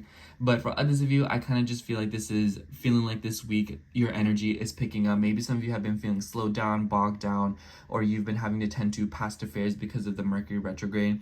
But I think that this week you'll start to see things kind of reach ahead and you're able to get a move on, get the ball rolling. And a lot of you will just see a lot of inertia and a lot of momentum. It's giving like kinetic energy. So potential will start to maximize itself this week, and maybe you'll start to feel like you're on a ride that you can't really get off of. So definitely buckle up, Gemini, because you're probably going to see a lot of things happen in areas where you've been wanting something to happen very suddenly and very abruptly. Anyways, that's all I have for you, Gemini. Thank you so much for watching. I hope the horoscope resonated, and if it did, make sure to like, comment, and subscribe. And I hope to catch you in next week's horoscope. Bye. Okay, now moving on to Cancer rising. So hello, Cancer rising. If you're seeing this, this will be your horoscope for August 4th through August 10th. You won't hear the fan because it's way too hot in my room now, so we need her. Anyways, so honestly, Cancer, I feel like this week for you, if you are an early degree Cancer rising, you're gonna feel this week because we see Mars moving into Libra on the 6th, immediately coming into an opposition with Saturn and Neptune, which is forming a T-square with your ascendant. It's giving all hands on deck when it comes to home affairs, when it comes to matters revolving around your relationships. I feel like because Saturn is involved, or the ruler of your 7th house, and Neptune's also involved with your 9th house, so maybe some of you could be dealing with like long distance matters. It could be feeling like, oh, I work over here in this state, but then my partner's all the way over here in that state, and then my family's in another state. So a lot of you could be feeling particularly sprawled out with opportunities and things that you want to do. And obviously, if you're not in the US, apply it to whatever country you may be living in, whatever continent. But this could literally be like international stuff too. So maybe some of you are wanting to go to school in foreign lands, or maybe some of you are feeling particularly torn because a bunch of different places have parts of you in them, you know? And I feel like with Mars and Libra and then Saturn and Aries, it's like wanting to prove yourself, feeling very responsible for your career path, and maybe you could even be dealing with stuff revolving around authority figures. I feel like that's been an ongoing theme for a lot of Cancer rising. So maybe some of you could be feeling a little bit bogged down because of authority figures, or something because of like a thing revolving around, how do I say, like a higher up, you know, someone who is like a guardian or someone who is like a supervisor or a manager. I feel like a lot of Cancer risings have been dealing with something like that. But aside from that, I just kind of feel like this could be feeling a little bit tied around because of your relationship, because Mars and Libra in the fourth makes me think of the relationships, the people that you are connected to, attached to, and feel passion for, and want to protect, want to invest energy into. But Saturn is our responsibilities, things that we have to tend to. So the relationships that you have to tend to, the legal matters that you have to take care of, the careers that you have to put your energy towards, you know? So overall, I kind of feel like if you're just all Cancer risings could be feeling a little bit pressured right now when it comes to things that you have to get done when it comes to your home and your career, and how that sort of clashes with your interpersonal relationships. And I feel like that's really the best way to say it, because I feel like this can manifest in so many different ways. But definitely it is honing your beliefs and your philosophies, and it is helping you see something from a greater perspective. So it's not like this is just some BS that's happening for no reason. I definitely think that with Neptune being thrown into the mix, a lot of you are exploring and floating by in this energy. And although maybe sometimes it feels overly restrictive and difficult, I also feel like it's presenting you a chance to see things differently and allow you to explore new horizons and have a bigger perspective on things. And you're able to see yourself and the situation from multiple different point of views. And I feel like it's really honing you as a person, especially with Jupiter in the first house. Whatever is going on right now, Cancer, it's probably a lot. Like I said, I feel like Jupiter moving through the first house and moving through your sign is a very uncomfortable thing. And it is not my most favorite thing in the world, to be honest. And I just feel like it's helping you expand though. You'll see a lot of this next year, and you'll kind of see, you know, the point of it all. But right now, just immerse yourself in the experience. That's really the best thing that I have to say to you. If you feel like this week is going to be annoying, if you feel it, okay? And Venus is getting really close to Jupiter as well. So this will exact next week on the 12th. So you won't really see it come to a completion this week, but you'll definitely start to feel it at the end of this week, because Venus rules also your 11th and your 4th house. So maybe this could be something about like expecting new family members. Jupiter rules your 6th house, so maybe this is like a woman helping you out. Maybe there's a friend who is assisting you with something. Maybe she's like providing you like a free service. Maybe this is a woman coming to stay with you. Maybe someone is like coming over to like, you know, stay with you or like help you, or like maybe you're having to go to someone to take care of them. Maybe some kind of service is being provided in some way, shape, or form, or maybe there is a service going on within your community that you're able to participate in. But overall, it definitely kind of seems like there's comfort in the end of the week. And I want to say at the end of the week as well, we will see a full moon in Aquarius, which will take place in your 8th house. And the moon will be opposing Mercury as well, or it will come into an opposition with Mercury. And mind you, we see a grand air trine now that Mars has moved into your 4th house in Libra, and we will also see the moon pass through Pluto and also oppose Mercury in your 2nd house. So definitely stuff going on with your resources, definitely things going on when it comes to intimacy, relating to other people. And maybe even something about family stuff like heirlooms, or maybe there's something going on with like inheritances. But for others of you, I also kind of feel like this could definitely be something. It makes me think of like a reveal with like an 8th house theme. So some of you could just be having some like intimacy with another person that is just very like, wow, like I would not have expected that. But others of you, I feel like this could be exposure with your relationships. Maybe some of you are seeing a blind spot within yourself, and maybe some of you are having a breakthrough or a major conversation with a therapist, with a psychiatrist, or maybe even like a hypnotherapist. Maybe you're getting like, maybe you're going to yoga, but the 8th house is all about change, and I feel like with Mercury retrograde being involved in this, and Mercury being the ruler of your 12th and your 3rd house, it just makes me feel like a lot of you are having an idea or a thought process that is either provoked or changed. And Aquarius is like groups of people, a dream, a vision, social circles. So definitely at the hands of like a bigger theme is influencing you and eliciting change within you, and it seems to be impacting your resources and your ability to connect with other people on a deeper level, and finding those who you find tribe with, people who relate to you, people who share the same visions as you. For others of you, this could just be y'all paying off a debt. This could be like paying off something. Maybe it's a car. Maybe some of y'all are finally seeing the last payment on something. Maybe some of you are wiping off a credit card clean. Maybe some of you are, opting out of something. Maybe a lease is being completed. Stuff like that could be kind of going on here, where a financial affair that has probably been a little bit rocky is more than likely being sorted out, especially if it's related to like your family, your parents, or like even like a work situation. But overall, I kind of feel like some kind of financial burden is being relieved around this full moon, or at least how to relieve it will be a lot more apparent than it was. And the moon will be moving through Capricorn in the middle of the week, and it will come into oppositions with Venus and Jupiter. So I definitely get the vibe that a lot of you could be dealing with something within like a home situation, a living situation. And I kind of feel like with Neptune and Saturn in your 10th house, maybe some of you are having to commute. Maybe some of you are having to go back to school for work. Maybe some of you are feeling limited in some way, shape, or form. It's like, oh, like I need a degree for this, and it's like I'm almost done with my degree. Like, please just let me in. I think that with Venus ruling your 11th and your 4th house, once again, this could be something going on with like your relationships and your home. Maybe some of you are trying to move in with a partner. Maybe someone's trying to move in with you. Maybe there's just changes and shifts going on within like a work setting, because Jupiter rules your 6th house. So maybe some of you are going through some kind of a change when it comes to like a work environment. So maybe some of you are starting to work from home now. Maybe some of you are trying to go to some kind of like a gathering. And maybe for others of you, you're seeking comfort or you're seeking tribe in some way. Like a lot of you are maybe wanting to get with others to feel some sort of security, or maybe some of you are dealing with others seeking you out for security. So it could be that people are coming to you crying, people are coming to you about their issues, people are constantly complaining to you, and it may feel like everything's sort of falling on your shoulders, especially with that Saturn in the 10th house in Aries. Girl, a lot of you could be feeling like in a work situation, all the issues are coming on you, and you're like, girl, like why can't y'all do anything, especially because at the start of the week, the moon will begin in Sagittarius.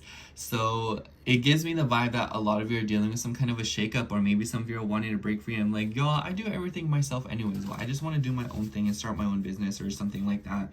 But for others of you, it could just be that some of you are wanting to break free or get more serious about like your health and your routines, especially if you feel like your day-to-day life has been very unstructured or making no sense. So I think that this week will definitely prevail in the sense that a lot of you could be coming to some sort of like a successful conclusion with like a very deep-seated affair when it comes to how you connect with other people and connect with your dreams and your higher beliefs. Let's see what card comes out for you. Let's take this one. For you, we have the 5 of Coins. Yeah, I definitely feel like, Cancer, maybe some of you feel very spread thin, and maybe this full moon in Aquarius is you ripping something off, changing something, even though maybe it's like you don't really want to let it go. I feel like maybe some of you are like cutting off a lot of dead skin, literally or metaphorically, and it could be that a lot of you are going through some kind of change this week that's uncomfortable. It's like when you pay off a debt, like nice, you're not in debt no more, but like now all that money that you used to pay off the debt is sort of like gone, so it's like that's what it makes me think of. It's like something is being paid off, something is being released, something is being taken care of, but it kind of seems like at an expense of some sorts. And allow yourself to feel this grief. It's a change and it will help you move forward. And above all else, Cancer, I feel like a lot of you will move out of this week and this lunation feeling very light, or feeling like you're not as burdened. And you start to realize how much you actually liked being burdened and liked having the weight of the world on your shoulders. So be wary of that, Cancer. Anyways, that's all I have for you. Thank you so much for watching, Cancer. I hope the horoscope resonated, and if it did, make sure to like, comment, and subscribe, and I hope to catch you in next week's horoscope. Bye! Okay, now moving on to Leo rising. So hello, Leo rising. If you're seeing this, this will be your horoscope for August 4th through August 10th.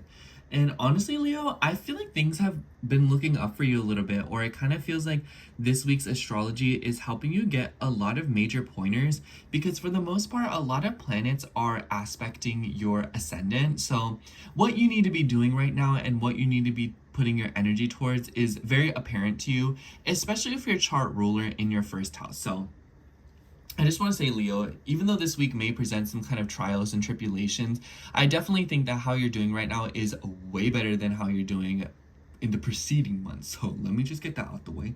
So the highlight of the week in my eyes for you is this full moon in Aquarius that will be taking place on the 9th. And this will be opposing your ascendant, not to mention opposing Mercury, and the moon will join up with Pluto before this lunation. So definitely things revolving around legal matters. If you have been going back and forth with like papers and documents, you will see something kind of run a completion with this. I feel like Leo risings have been dealing with something like this for a really long time now. So whatever this full moon presents to you, I feel like it's like finally the book is closing on a very much long-standing affair. So I don't feel like this is like a dramatic ending. For some of you it could be, but for most of you, I kind of just feel like it's you like quietly, you know, mopping something up that's been needing to be mopped up. And Mercury rules your second house as well as your 11th house. So this could just be like also conversations being had amongst you and a group of people, maybe news coming back from a friend, and maybe like seeing something come back from another person.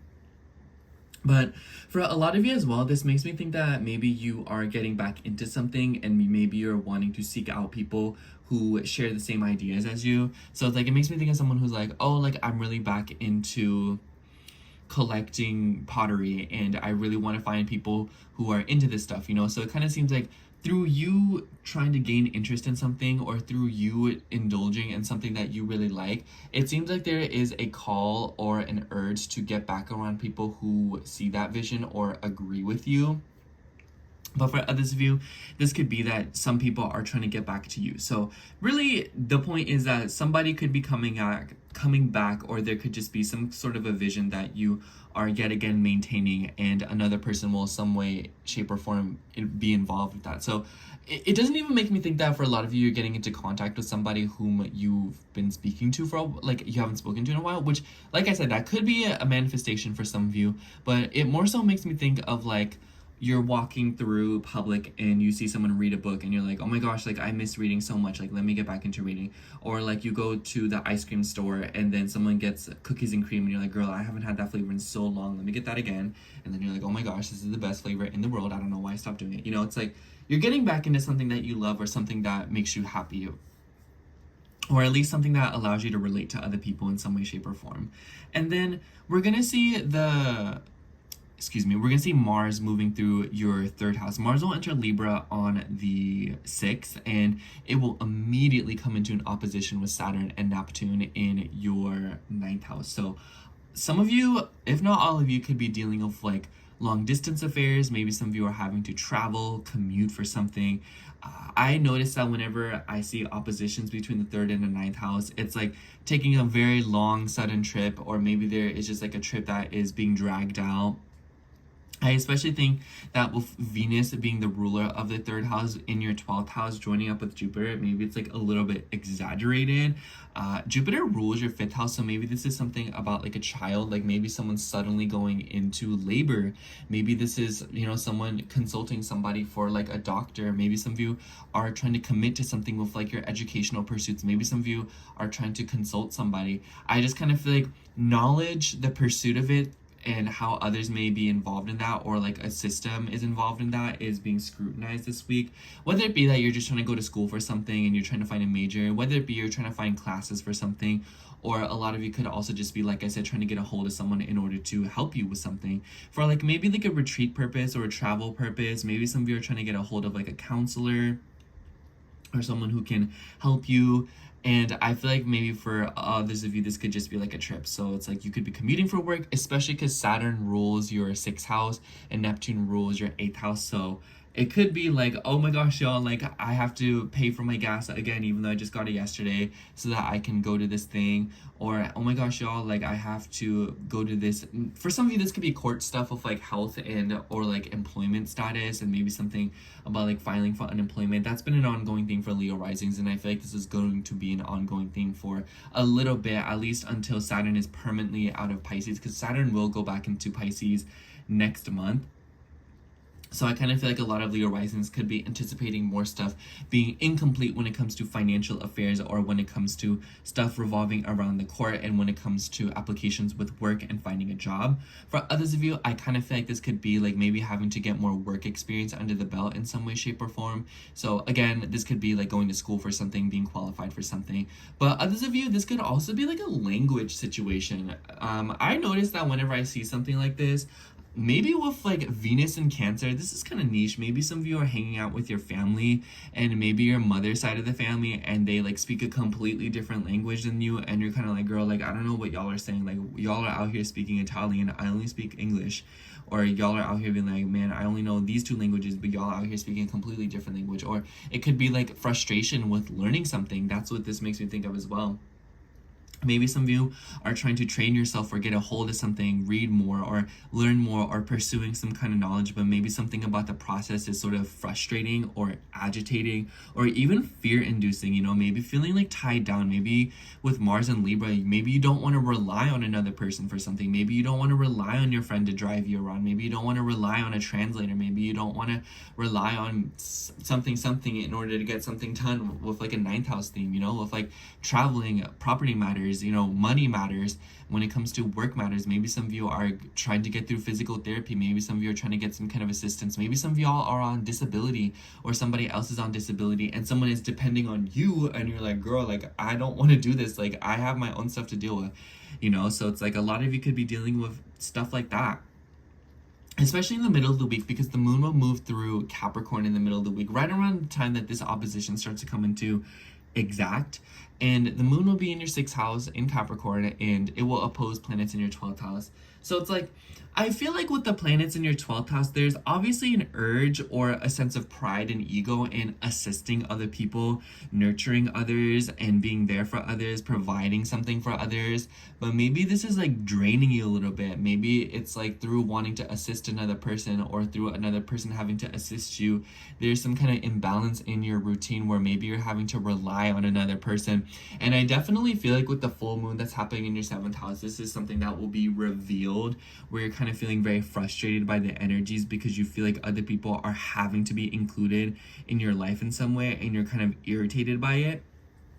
Or other people are just being kind of like inconsistent or unreliable. I feel like I'm going to say this for every sign, because Mars and Libra opposing Saturn and Aries, neither of these planets like being in this energy or this domain. So it's a very uncomfortable energy for all relationships. And I feel like also the moon will move through Sagittarius in the beginning of the week. So I feel like the beginning of the week will start out a little bit more lighthearted, adventurous, spontaneous, going out with friends, being here, being there, and doing this and that, spending this and that. So I think the beginning of the week will start out pretty fun or pretty like hot and heavy, but maybe as you start progressing through the week, it'll become a little bit frustrating, where you're kind of feeling like other people are demanding your energy. So it makes me think of like, oh, I'm out with friends, and then your mom calls you like, hey girl, like how do you fix the microwave? And you're like, you just do this, and she's like, no, come home right now and you need to fix it for me. And you're like, mom, and then she's like, no, like, you know what, just don't come home. You know, it's like the classics. So a lot of you could be dealing with something like that, where you feel restricted or you feel very frustrated, especially by a home situation, since Mars does rule your 4th house. So a lot of you could be dealing with like restrictive parents, or others of you could be feeling like you are being restricted in some way by like a career matter, or by something with like your interpersonal relationships, work affairs. Just like there's a responsibility that you have, or another person who has responsibility over you, and it's seemingly frustrating you because you don't have the complete freedom that you want. That's my point. Anyways, let's pull a card. Oh, this one, you see it's out. Okay, for you, we have the Ace of Coins. Very nice energy. I definitely feel like an opportunity will be presented to you. I think that with the full moon having opposed Mercury, or the moon having opposed Mercury before it became a full moon, something about this definitely shows that, like, because Mercury rules your second house, a financial opportunity coming back to you, a payment coming through.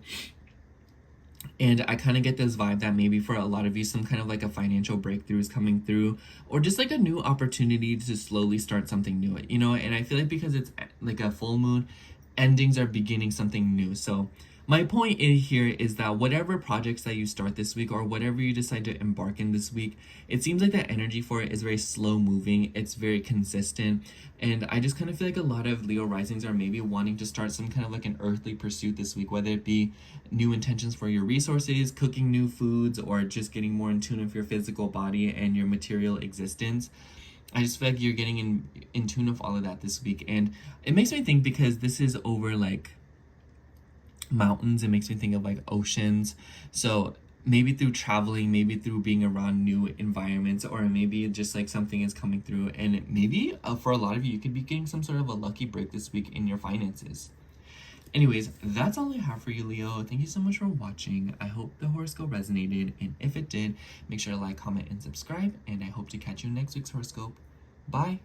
Okay, now moving on to Virgo rising. So hello, Virgo rising. Hi.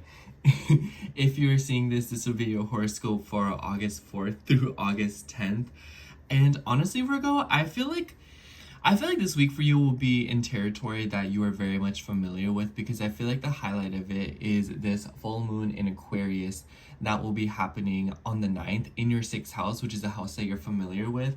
And we see the moon before it comes into the full moon to oppose Mercury in your 12th house. So I feel like because this is Aquarius and in the 6th house, some of you are probably feeling very experimental with your health and your routine, excuse me, and your work situations. And I feel like because it's a full moon, you're seeing some kind of completion come through when it comes to a health matter. So it's like maybe in the past few months, you have been experimenting with your routine, experimenting with your health, with different practices and different things that you can indulge in that will be helping you along with your well-being, especially because Saturn and Uranus, the rulers, were mostly in Taurus and Aries, and now Gemini. So I feel like this is through talking to people, through moving around your schedule, having conversations with new people. But this also makes me think of working out, being more movement oriented. Makes me think, like, I know a Virgo rising and they don't like cardio, but like they tried cardio, and that's what it makes me think of, you know? So it's like maybe it's something like that, where it's like you're changing up some sort of like a routine or a ritual that you do on a day-to-day basis, and you're doing it in this new innovative way, and this full moon is showing you the progress that it has either brought you or not brought you, and it is helping you make a decision with what to change in your intricate day-to-day mundane life. And for a lot of you as well, I feel like some of you are trying to establish yourselves in some way, be more independent, or at least not be so reliant on the other people in some way, shape, or form, or to at least not feel like other people are relying on you so much because of Saturn and Aries. And I feel like because the moon is, you know, the sun and Mercury are in your 12th house, this is something about your ego. This is something about your pride. This is something about your sense of enjoyment, your self-expression. And it kind of just feels like, because Mercury also has ties with your 10th house of career, it just kind of makes me feel like there's something going on here when it comes to your work and your status. And maybe some of you are trying to experiment with how you juggle different things in your career, especially if you're Uranus in your 10th. And, you know, Mars will be moving into Libra on the 6th. I'll get into that in a second. And it will form a grand air trine in your chart between your 6th, your 2nd, and your 10th house. So maybe some of you are being experimental, or trying new things when it comes to your work and your career, like I said, your routines, in order to maximize your resources, to maximize your health and your sense of well-being. And it kind of just makes me think, of like, oh, I'm gonna change the foods that I buy so that I can not only save money, but to also do better for my health and what I'm consuming. But it could be a lot more abstract than that. I just feel like that's a pretty generic example, but I feel like it's a good template to say that a lot of Virgo risings, what I'm trying to say here is that a lot of y'all have become very adventurous when it comes to what you try in order to improve your proficiency, your efficiency, that's the word, and your productivity. Like a lot of you are trying to try weird ways to be more prolific. And Mars moving into your second house definitely shows like spending energy. I feel like when Mars moves to the second house, like there's a lot of energy being put towards your finances, especially with the opposition to Saturn. So maybe some of you are trying to put more effort or are noticing a lot more effort being exerted into your resources in order to pay something off or to adhere to some kind of financial obligation. So maybe some of you are trying to put effort towards savings. Maybe some of you are trying to put effort towards paying off a debt, you know, going through with some kind of payment. Saturn rules your 5th house and Neptune rules your 7th house. So maybe this is something about like, maybe a lot of you just want to have more fun. You know, Mars in Libra wants to indulge in beauty. So I wouldn't be surprised if a lot of Virgo risings are just wanting to make more money or paying off something in order to make more room for fun. You know, spending on things that you want to spend it on. But for others of you, I also get the vibe that this could just be that maybe there's something about your children. Maybe it's about, you know, your resources being yours, because Libra and Aries, let me just say, Saturn does not like being in Aries and Mars does not like being in Libra. So this energy will definitely be a little bit uncomfortable. And for you, it will be about your sense of confidence, your resources, and how you are able to intimately connect with other people. And so I feel like the vibe here is that you really want to watch out, especially if you feel like you are trying to compensate for your self-worth or connecting with others through material things or through like, you know, buying stuff or like using your money in ways that is not useful to you. But this also makes me feel like this is something about your self-worth when it comes to your relationships, how much fun you have. Like, do you feel like you're a boring person? Like, do you feel like your relationships are not particularly exciting? Do you feel like your partner is being held back by you in some way, shape, or form? Do you feel like you're being restricting towards your children? Do you just feel like you're being a buzzkill, Virgo? I just want to say you're not a buzzkill, at least to me. But, you know, it kind of does feel like maybe a lot of Virgo risings around this full moon are trying to rearrange their schedule. And maybe it is in the name of having more fun. Maybe it is in the name of doing things that are more enjoyable and making time for the people that you really care about and want to be around, or the people who want to be around you. So I would imagine that a lot of Virgo risings are trying to reassess their life right now and trying to bring in more pleasure. And even if that isn't something that you're trying to do, I feel like it's worth looking into it in order to explore it and see what else is possible. In the middle of the week as well, we will see the moon move through Capricorn, and it will come into an opposition with Venus and Jupiter, who are getting very close to each other. You're going to see Venus and Jupiter exact their conjunction next week, but you're going to start to feel the aspect itself forming this week. So it's like you're going to start feeling that energy. So there could be something going on between you and like a friend. Venus rules your 9th house as well as your 2nd house. So maybe some of you are dealing with like travel affairs. Maybe there's something going on within the family. Jupiter does rule your 4th house. So maybe this is like a family friend who's pregnant. Maybe there's things revolving around children. I think that with Jupiter moving through your 11th house, a lot of you could be seeing a significant expansion within your friend groups in one way or another. And with Venus getting tangled up in the mix, it seems like it's related to education, travel affairs, moving around, and maybe even something about money and investments, but also resources, confidence, being around people who support you for you. Mind you, the moon does not like being in Capricorn. And in the 5th house, it makes me think that a lot of you could be finding fun and pleasure and enjoyment in creative hobbies. And maybe this could be something going on about like your children or your friends' kids. Maybe some of y'all are having to babysit in the middle of the week, or maybe some of you all are dealing with entanglements within friend groups because of children. But for others of you, I feel like this could also be like a conflict of interest between what you want to do versus what a friend wants to do. So it's like, you're like, oh, like I want to go to the store, let's go to the mall, you know, like be happy. And then they're like, I really wanted to go over here instead. And then you're like, oh, okay. So a lot of you could be, you know, managing something like that.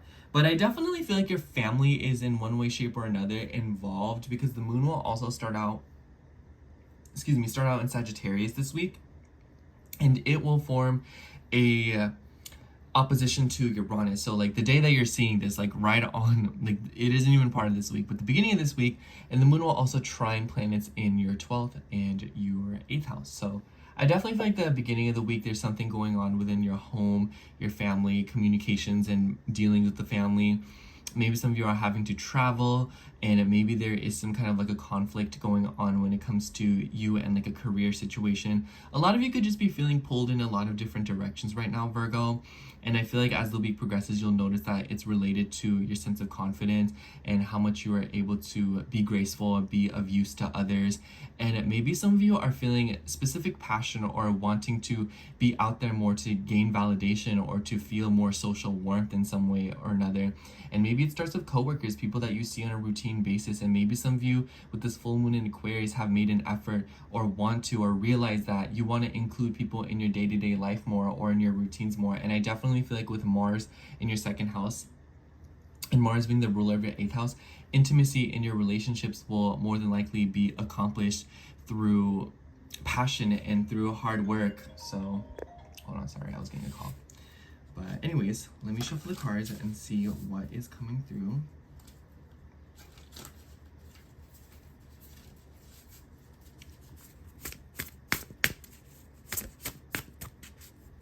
Let's take this one. This one's stuck out to me. Okay, for you we have the Seeker, which I believe in this deck is the Fool. So it definitely makes me feel like whatever is going on with this full moon is bringing about some sort of like a change. So through a completion and through realizing something and an experiment and an idea that you have, I feel like you're being like, oh my gosh, like, let me try something new. Or like, now that I know this, I can move forward with this. You know what I'm saying? So it makes me feel like overall there is new energy coming towards you this week. But I feel like it's an energy that you are embarking on, in the sense that I feel like a lot of you are starting something new or deciding to move forward with some kind of new adventure or setting about to explore new concepts based in the knowledge that you now possess and because of your own experiences. And maybe this is being done by your social circles, but overall, I also kind of feel like Virgos, maybe you're feeling very renewed or you're kind of feeling like it's time to do something a little bit differently. And I feel like that is what's inspiring a lot of this new energy. I feel like that's the best way to say it. It's new energy based on what you know now and wanting to do something to be more authentic and true to yourself and what feels right for you and what you feel like allowed you to connect with a deeper sense of purpose and what is important to you. Anyways, that's all I have for you, Virgo. Thank you so much for watching. I hope the horoscope resonated, and if it did, make sure to like, comment, and subscribe, and I hope to catch you in next week's horoscope. Bye! Okay, now moving on to Libra rising. So hello, Libra rising. If you are seeing this, this will be your horoscope for August 4th through August 10th. And honestly, Libra, I feel like the energy for you this week will feel a little bit more personal. I personally feel like Mars moving through your 12th house was kind of a difficult transit. And with Mars now moving into your sign on the 6th and immediately coming into an opposition with Saturn and Neptune, this is a weird transit. Mars does not like being in Libra, okay, y'all? And Saturn does not like being in Aries. But I will say that Mars can appreciate being in the 1st house and Saturn can appreciate being in the 7th house. So in this regard, a lot of you are experiencing this energy in a little bit of a more unique way, because the houses are comfortable but not the signs. So I kind of get this vibe that for a lot of you, this is gauging something within your relationships. And especially with Saturn ruling your 4th and Neptune ruling your 6th and Mars having been in your 12th, I feel like leading up until this point, maybe a lot of you have felt very confused or kind of felt like you're giving yourself up to a cause related to your family or because of a relationship or just another person. Doesn't even have to be a relationship, but I kind of feel like because of Saturn in your 7th, your relationships will be taking a forefront in one way or another, whether it be the concepts of another person or whether it literally be another person. And building off of that, I just kind of feel like for a lot of you, this Mars in Libra transit will be you kind of asserting yourself more. Whereas Mars in Virgo in the 12th, maybe you felt like you were giving yourself for different causes that maybe you just felt like you had to. Maybe you felt obligated to. Maybe you even held yourself back from doing certain things that you really wanted to do. And some of you may have even dealt with partners being overly criticizing of you, expecting too much from you, or it's just that a lot of you were assigning yourself a lot of burdens, responsibilities, and inhibitions that weren't actually that useful to you. And in fact, it's like a manifested out of thin air. It seems like that's really how it be. And you know, Mars rules your 2nd house as well, so it might have been for your sense of self-worth. Like maybe some of you were trying to show up for others or do things for others in order to feel good about yourself or in order to feel needed or confident. And I think that with Mars moving through your sign, you're like, girl, no, I'm gonna do what I want to do. I'm gonna do what feels right for me. And with Saturn in the 7th house, maybe you'll be dealing with pushback, especially if this is like a work situation, you know, because Neptune does rule your 6th house. So maybe this is something about like a work situation or the services that you provide, or through some kind of routine or ritual, and maybe other people are in some way, shape, or form interfering with that. And I feel like I'm kind of speaking this in like a past tense, but what I'm trying to say here is that I feel like a lot of what you have realized or gone through in these past few weeks will kind of reach a culmination point this week, especially the second half of it, especially in romantic relationships, because we have a full moon in Aquarius on the 9th in your 5th house. And at the same time as Mars enters your sign, we will see a grand air trine between your 1st, your 5th, and your 9th house. So a lot of you could even be dealing with like travel affairs. So maybe some of you are wanting to break free from something. Kind of makes me think, oh, I really want to go to over here in order to go to school and educate myself or learn something, or just to like go because I want to. And then your partner is being like, I don't know about all that, you know, I don't think I could do that. Or maybe your partner is wanting to travel and you're like, girl, what's going on? And maybe for others of you, this could be extended family members, and maybe there is news of a childbirth, and maybe someone's having a kid, or there could also just be noticeable energy and tension rising up within matters revolving around your children, especially with Mercury and the Sun being in your 11th house, but in Leo, which rules children. And Mercury will come into an opposition, or rather the moon will come into an opposition with Mercury before this lunation, and Mercury rules your 12th and your 9th house. So a lot of the themes that you see at the end of this week will kind of seem like you're seeing something wrapped up within your common goals, the ideas that you share with other people, your self-expression, and your ego. You know, what you believe versus what other people believe, what you want for yourself, what you think others want for you versus what others actually might want from you. And maybe this will cause some sort of like a conflict of interest. And I say this because the 5th house in Aquarius, it makes me think of like enjoyment and fun with others, social gatherings, social circles.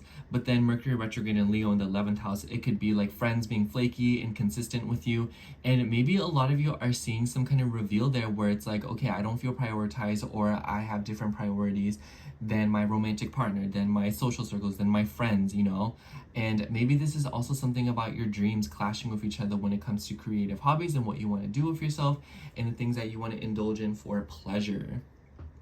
But others of you, you could just be attending a very important event. A full moon in Aquarius under the 5th house just makes me think of going to a gathering, over a party. Just be careful of spending too much money or being impulsive with your money, because the moon will have to pass through Pluto first, and Pluto rules your 2nd house. And with Pluto retrograde, I feel like a lot of you are trying to sort out something within your finances anyway, so you want to be careful what happens around this full moon, because it's like you're so close to paying off your credit card and then you run it up again because of an event, you know? So it's like, be wary of something like that, and you want to maintain the energy and the discipline there so you don't fall back on old habits or things that are not good for you. That's for a select few of you, not all of you. But I also feel like a full moon in the 5th house could be a reveal of pregnancy. So maybe some of you are going through something like that. Or like I said, this could be a friend or somebody else having children. Especially with Venus and Jupiter being in the moon's territory, and they're about to come into conjunction next week in your 10th house. Venus being your chart ruler, and Venus also ruling the 8th house. So this could definitely be something about like money affairs revolving around career and work and power dynamics, but this could also be communications and news coming through about children or about creative hobbies, or maybe even an opportunity is being presented to you to take control of some sort of a project or some sort of like a creative thing.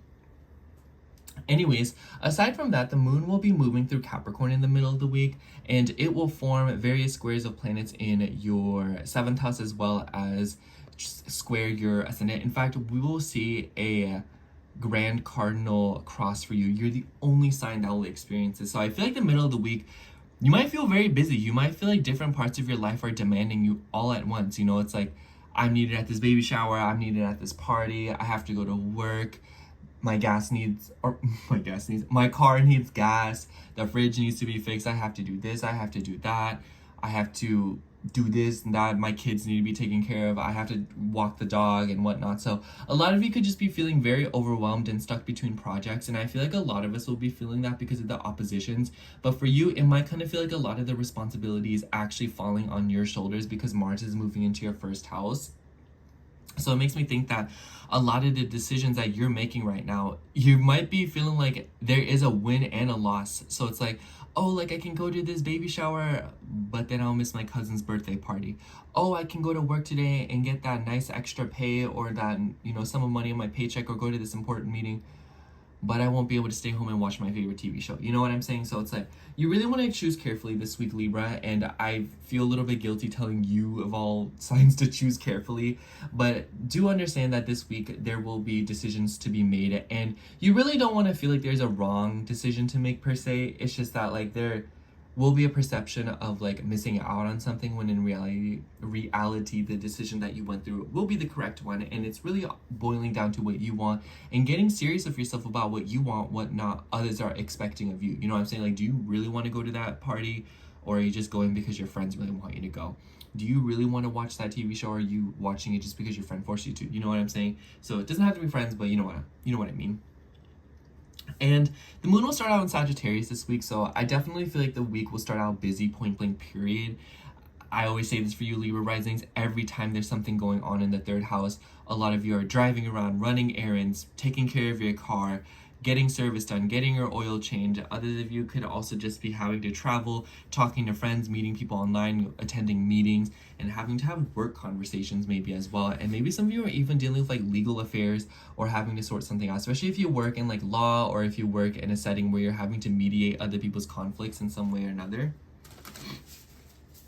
So yeah, I feel like just this whole week will feel like it's all hands on deck, but I definitely feel like this full moon in Aquarius will quickly show you what decisions have pulled through and what you need to do next and what the future lies. Because I think that with this full moon, because it's in Aquarius rules the future, and it's trining your ascendant, I feel like a lot of you will have like a clear vision of what's to come, or what is coming up, or what the future entails.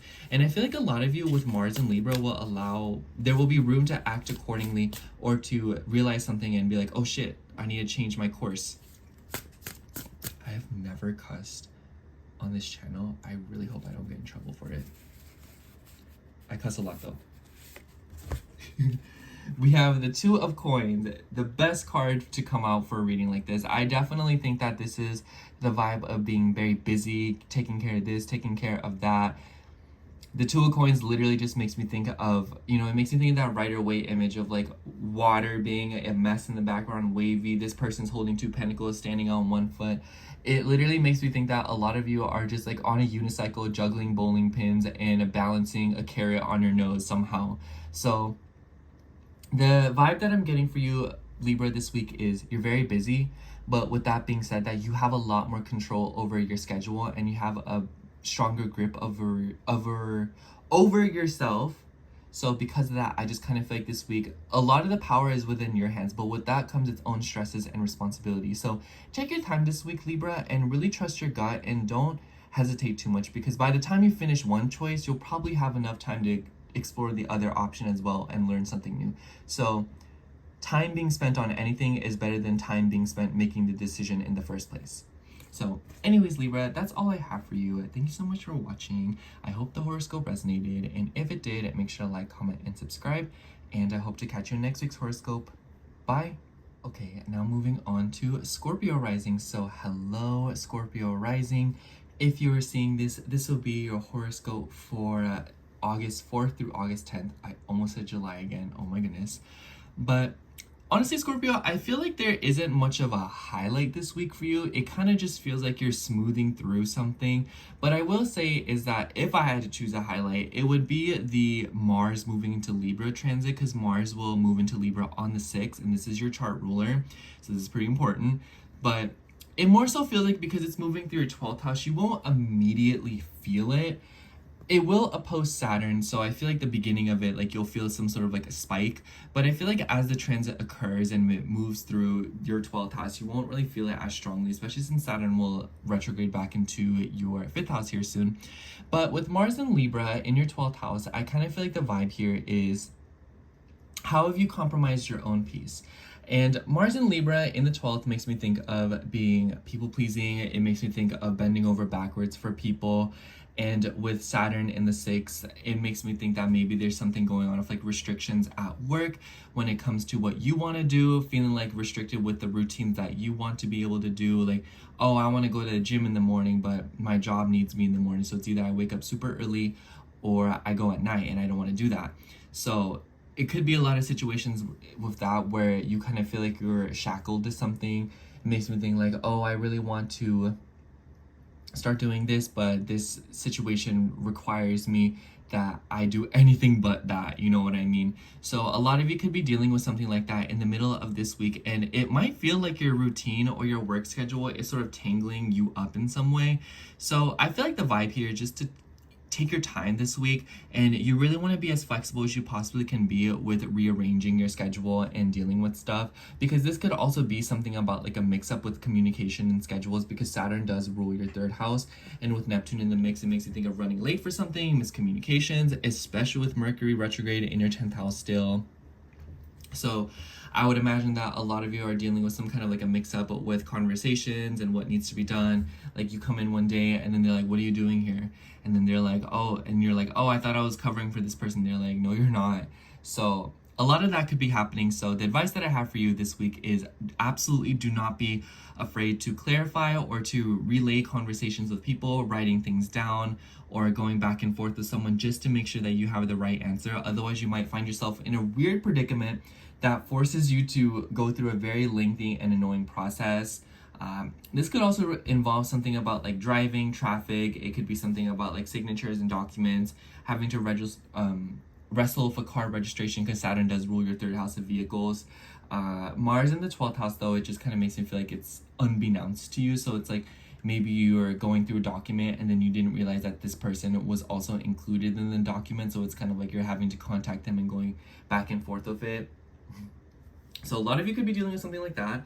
But on the other side, we have a full moon in Aquarius on the 9th, which is also pretty important. I like how I started this reading saying like, I don't feel like there's like a major, but I feel like because Pluto has been in your 4th house and we've seen so many aspects to it in these past few months here, honestly, this whole year, I feel like this is like finally, like something's finally being wrapped up. So it makes me think that maybe you're moving, maybe you're finally getting out of a terrible living situation. You know, with Pluto here, maybe it's like, maybe if there was like a tragedy in the family, this is the situation finally being wrapped up, especially because the moon will oppose Mercury before it comes into the full moon.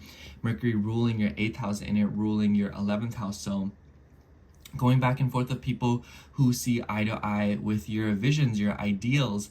And maybe this is something about stuff regarding like finances, like shared resources, debts, insurance, you know. It makes me think like this is like a scorpionic theme, but like if there was a passing in the family, you know, this is finally sorting out the life insurance stuff, the inheritances.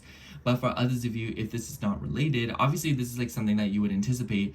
It could be something else revolving around like a mortgage coming through. Maybe it's something about like payments on a house. Maybe some of you are completing payments on a house. You know, maybe you're finally finishing up paying up a property, paying for a service that was done for your home. Or, you know, maybe you're having to pay for a property that isn't even yours, or like, you know, like maybe you tried to break a lease but you weren't able to, so you're just paying for that the whole time. Now this is you finally getting out of that.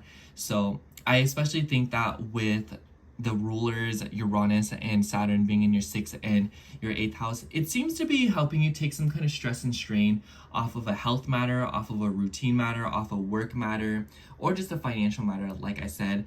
For others of you, this could also be like a very deeply intimate moment that you share or realize about your family, your heritage, your heirlooms, and whatnot. So a lot of you could be coming to terms with something of the sorts, and maybe some of you are even having some sort of like a flashback or realization to your childhood or something that happened a while ago. I feel like moon in Aquarius can sometimes feel like very detached from emotions, so maybe some of you are processing a feeling that is very difficult, or some of you are being gifted the opportunity to look at something from afar and to process it from a different standpoint and perspective. In the middle of the week, the moon will actually be moving through Capricorn. So I definitely get the vibe that in the middle of the week, a lot of you could be like chatting it up. And with the oppositions to Venus and Jupiter, maybe some of you are traveling, maybe some of you are moving around, driving really far, commuting for something. and maybe it's for another person. Maybe this is like a long distance relationship. Maybe some of y'all are trying to scroll through dating apps in the middle of the week, y'all go on a date or something like that. Maybe some of you take a class in the middle of the week, learn something new, explore, and maybe it's for your health. Maybe it's for your well-being. Maybe you're signing up for a Pilates class. Maybe some of y'all are signing up for like a health class, or to like go to like have like a personal trainer. Maybe some of you are signing up for therapy. Maybe some of you are trying to get into physical therapy, or maybe some of you are trying to get some sort of like a treatment done. Capricorn makes me think of like your bones, and makes me think of like your skin and your hair. Libra and Virgo more so like the beauty of those things, but Capricorn's more like actually taking care of those. So it could also be your teeth. Maybe you're going to go see the dentist or the orthodontist. Maybe some of you are going to like the dermatologist or a cosmetologist, you know. So a lot of you could be making some consultations in the middle of the week for like beauty purposes, or to get like taken care of. And with Venus and Jupiter in the ninth house, it makes me think of like a woman wanting to nurture you. Maybe there will be a woman who's very generous with you, especially with Jupiter, you know, ruling your second house. So maybe there's something about like a financial sponsorship coming through, or like someone's being like, oh, like, no, like I can give you a discount and whatnot. So people are being very generous with you this week, Scorpio. So I feel like the vibe here is that you really want to not hold back with taking care of yourself, or allowing yourself to get services done, especially those that have been needing to get done. So keep an eye out for that. And in the beginning of the week, the moon will be moving through Sagittarius. So right when you're watching this, right when this video is being launched, the moon will be in Sag, and it will form trines with planets in your 10th and your 6th house. So I feel like the beginning of the week will definitely entail sorting out stuff revolving around your resources, your career. Maybe some of you are moving around payments with a business, especially if you do own a business, or maybe some of you are trying to invest your money differently, especially with the opposition to Uranus in your 8th house. So maybe some of you are wanting to put your money into weird things. Maybe some of y'all are trying to get into cryptocurrency. Maybe some of y'all are trying to look into Bitcoin and other ways of moving your money about and investing it. And I honestly feel like with you being Scorpio, I just kind of feel like you're always looking for different ways to use your money and different ways to utilize power and what you have at your disposal. And I feel like the beginning of the week will be absolutely no exception. I just think that maybe that opposition to Uranus, be wary of like random expenses coming through, you know, dealing with like shady financial things. And, you know, like if you get like weird messages or weird bills and you're kind of like, I don't know, you want to debunk it first. You want to ask questions first before you try to go through, so you don't get scammed, or you don't get money taken away from you, or you don't get overcharged for something that you could have probably done yourself or gotten done for way cheaper. Anyways, let me shuffle the cards and see what comes out for you.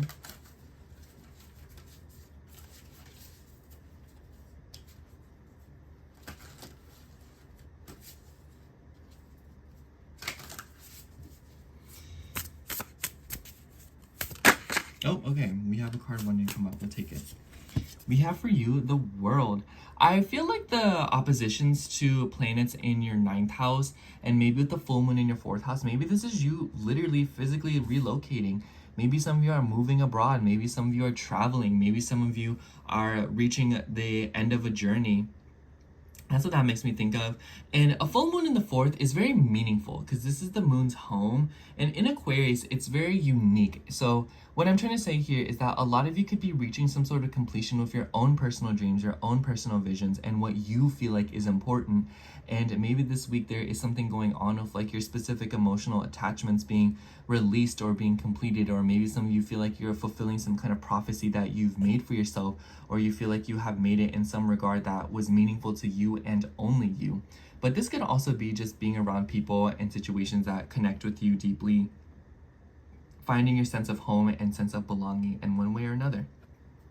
Anyways, that's all I have for you, Scorpio. Thank you so much for watching. I hope the horoscope resonated, and if it did, make sure to like, comment, and subscribe, and I hope to catch you in next week's horoscope.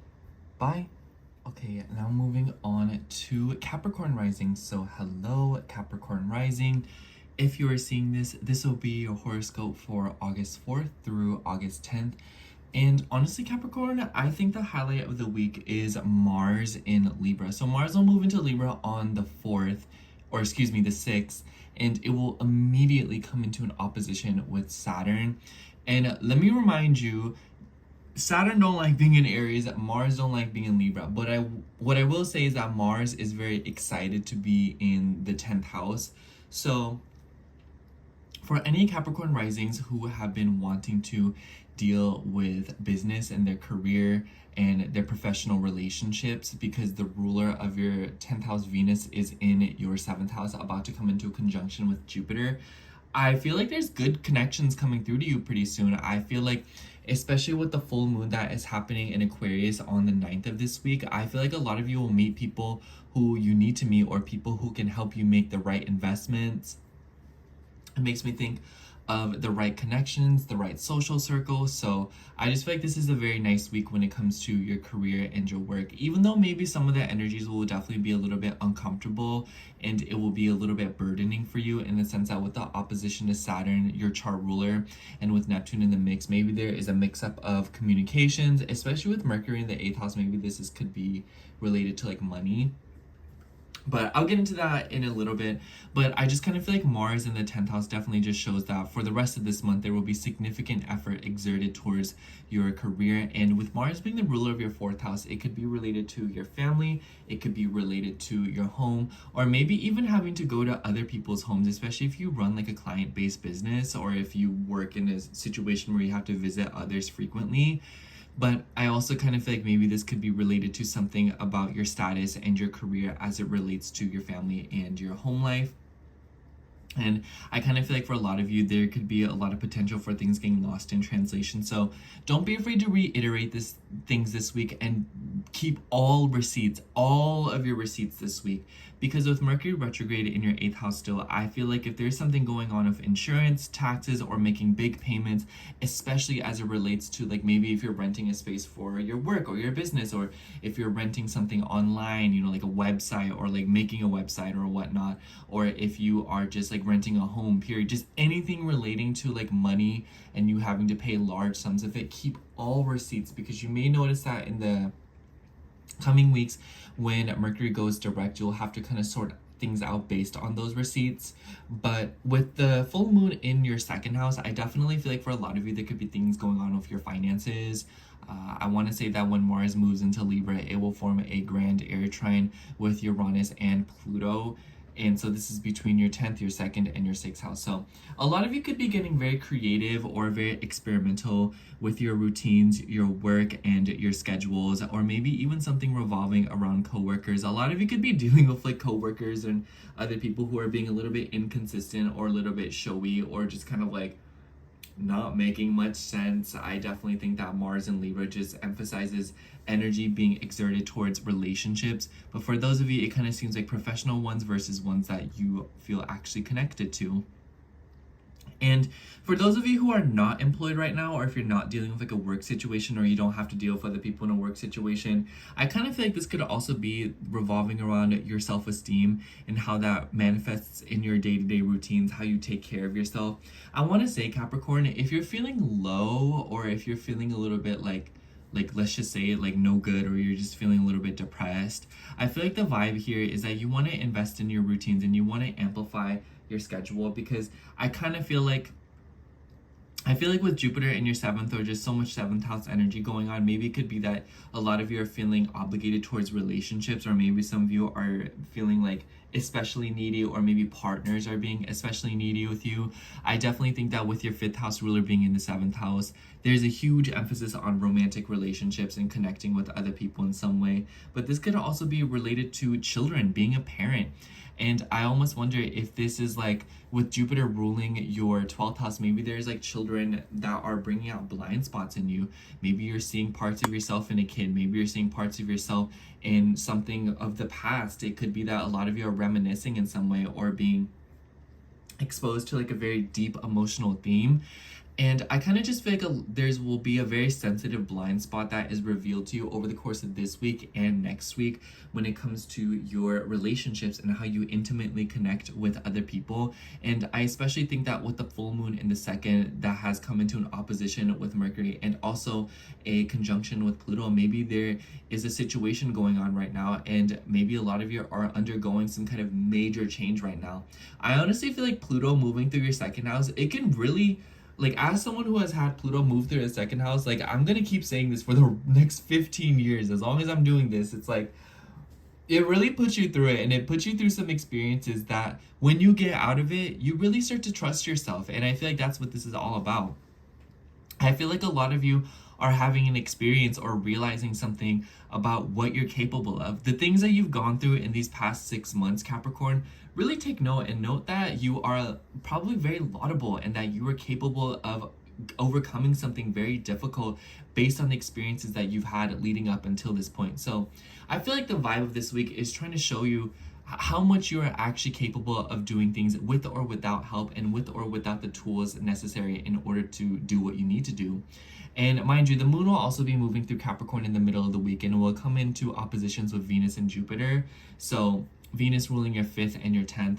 A lot of you could be getting very serious about a romantic relationship right now, or your relationship with a child, or maybe there is news revolving around a child. Maybe there's like something going on with like a pregnancy. It doesn't have to be directly related to you. It could just be some sort of like a work situation, especially with Mars being the Mars being in your 10th house and Mars being in Venus's territory. So I just kind of feel like a lot of you could also be trying for children. So that could be relevant for a lot of you. But if that not be the case, I feel like a lot of you are maybe trying to spice up a current relationship, or maybe some of you are trying to incorporate more creativity and more nurturing and more comfort into your work, into your craft and what you do and for your brand. Maybe this is something about your social media as well. I think that with Mercury being in the 8th house in Leo, being the ruler of your 6th house, and Uranus being there, I feel like a lot of you could be getting very experimental with your routines, with your schedule, and what you do. And I also feel like maybe some of you are trying to be more self-expressive in a situation, trying to amplify yourself, be more connected, and feeling more independent, and not necessarily feeling like others have to rely on you, or you having to rely on others to feel a sense of self-worth. So definitely keep an eye out if you're trying to break free, or if you're trying to prove yourself in some way, shape, or form, but especially in a family or home situation, or if it's in regards to something about like ancestry and heritage. The moon will start out in Sagittarius at the start of the week, so there could be something going on in the beginning about your sleep schedule, but also your mental health. And overall, the beginning of the week just kind of seems a little bit intense, and maybe some of you are wanting freedom in some way. So I wouldn't be surprised a lot of you come into this week like, man, I just want to get away from it all. I want to move around, especially with the opposition to Uranus. It like makes me think of someone who's like, I'm just gonna live in my car and like move about and like do whatever I want to do. So a lot of you could be feeling sort of tied down by something, especially like home, especially if you have like curfew, or if you live with parents, even if you're like older, and then they're kind of like still bossing you around because that's what parents do, and you're like, girl, like we don't need to be doing all this. So I think it's safe to say, Capricorn, that a lot of you are probably dealing with some kind of confusion within like a home matter, and it really all comes back down to your roots and finding independence in subtle, quiet ways. And maybe for some of you, this independence is also something that you don't want. Maybe you do want someone to take care of you. Maybe you do want nurturing, or you want more reliability and connection in your life. And I think that a lot of you are seeing some sort of a blind spot, like I said, coming through.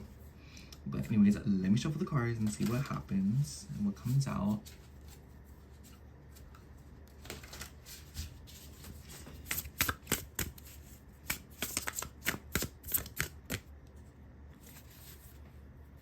This one. For you, we have the King of Wands. So yeah, a lot of you could literally be dealing with the King of Wands. I think that with the Sun and Mercury in your 8th house, maybe some of you are getting down with the King of Wands. But for others of you, I also feel like this could be, especially with like Jupiter in the 7th house, maybe some of you are trying to get married. Maybe this is something about like proposals. Maybe this is something about making a relationship official. And for others of you, this could just be that you are embracing the King of Wands energy, being a visionary, doing what it is that you want to do. Your chart ruler is in a fire sign after all. So I feel like definitely this week there is this vibe of wanting to prove yourself and wanting to set out to find a vision or a dream that relates to you and only you. But it's an Aquarius, so I just kind of feel like a lot of you are like, instead of adhering to people's norms and their vibes and their cultures and traditions, I feel like a lot of you are trying to cultivate for something for yourself so that others can adhere to you. I feel like a lot of you are trying to blaze a path, and I feel like this full moon will show you what it is that you need to do, or what is being presented to you that can help you along that way in the next lunar cycle and the next Aquarian episode in your life. So definitely some kind of an eccentric energy coming through here, and a lot of you are wanting to break free and do something for yourself and do something that nobody, at least in your lineage, has ever seen before. Anyways, that's all I have for you, Capricorn. Thank you so much for watching. I hope the horoscope resonated, and if it did, make sure to like, comment, and subscribe, and I hope to catch you in next week's horoscope. Bye. Okay, now moving on to Aquarius rising. So hello, Aquarius rising. If you're seeing this, this would be a horoscope for August 4th through August 10th. And honestly, Aquarius, if y'all hear my stomach, just know it's because I just ate a tuna sandwich, because I was not going to get through your reading without putting a little gas in the tank. So I'm just warning you in advance. Anyways, Aquarius, this is a pretty important week for you because the highlight of it is easily the full moon in Aquarius that we will be seeing on the 9th for you. And I'm not gonna lie, I actually really like this full moon for you because I feel like a lot of Aquarius risings and placements in general maybe have been feeling a little bit confused, or it might kind of feel like you're trying to move in a bunch of different directions at one time for whatever reason. It doesn't have to be specifically related to something. I just think that with Uranus and Gemini and with Saturn in your 3rd house, there's a lot of ideas floating around in your head. And maybe some of you feel a little bit petrified to make a decision or to do something or to make a move. And it might kind of feel like you've just been floating around with a bunch of ideas, with a bunch of knowledge, and it might kind of feel like you're doing research only to not even make a decision. And so I feel like what this full moon is going to do for you is help you realize something, because when it conjuncts Pluto and then opposes Mercury and then actually reaches this full moon stage, a lot of you could be realizing that news is coming through, past communication, or something else is showing up, or something is being essentially gotten rid of and disposed of with Pluto.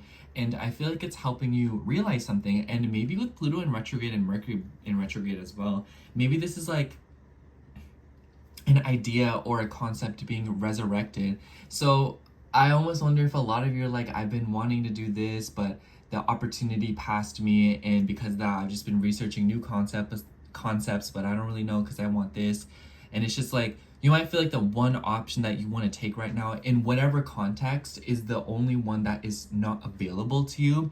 And I feel like this full moon will show you a lengthy process or something that you can do in order to make something happen. Because the truth of the matter is, Aquarius, is you are a stubborn and a driven person, and you like to see things done a very specific way. And I feel like this full moon is going to help you show you what you can do in order to make certain things happen when it comes to the visions and the ideals that you have for yourself.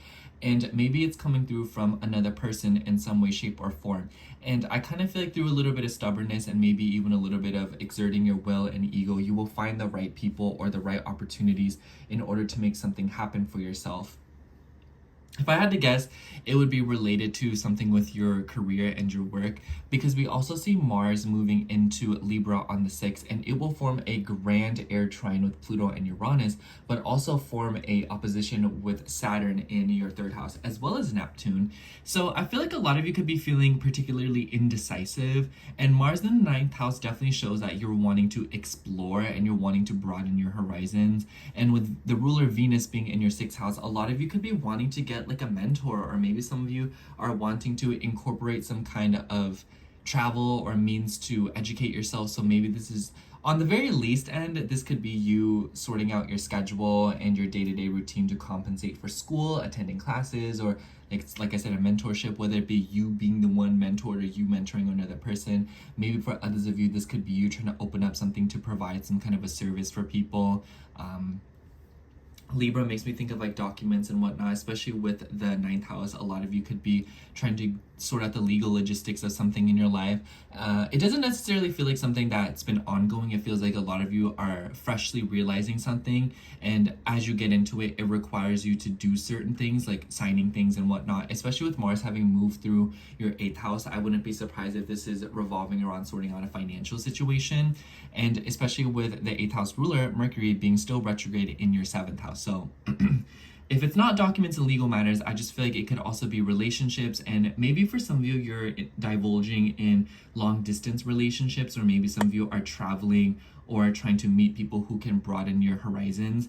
And it might be through this time with Mars in Libra being the ruler of your 3rd house.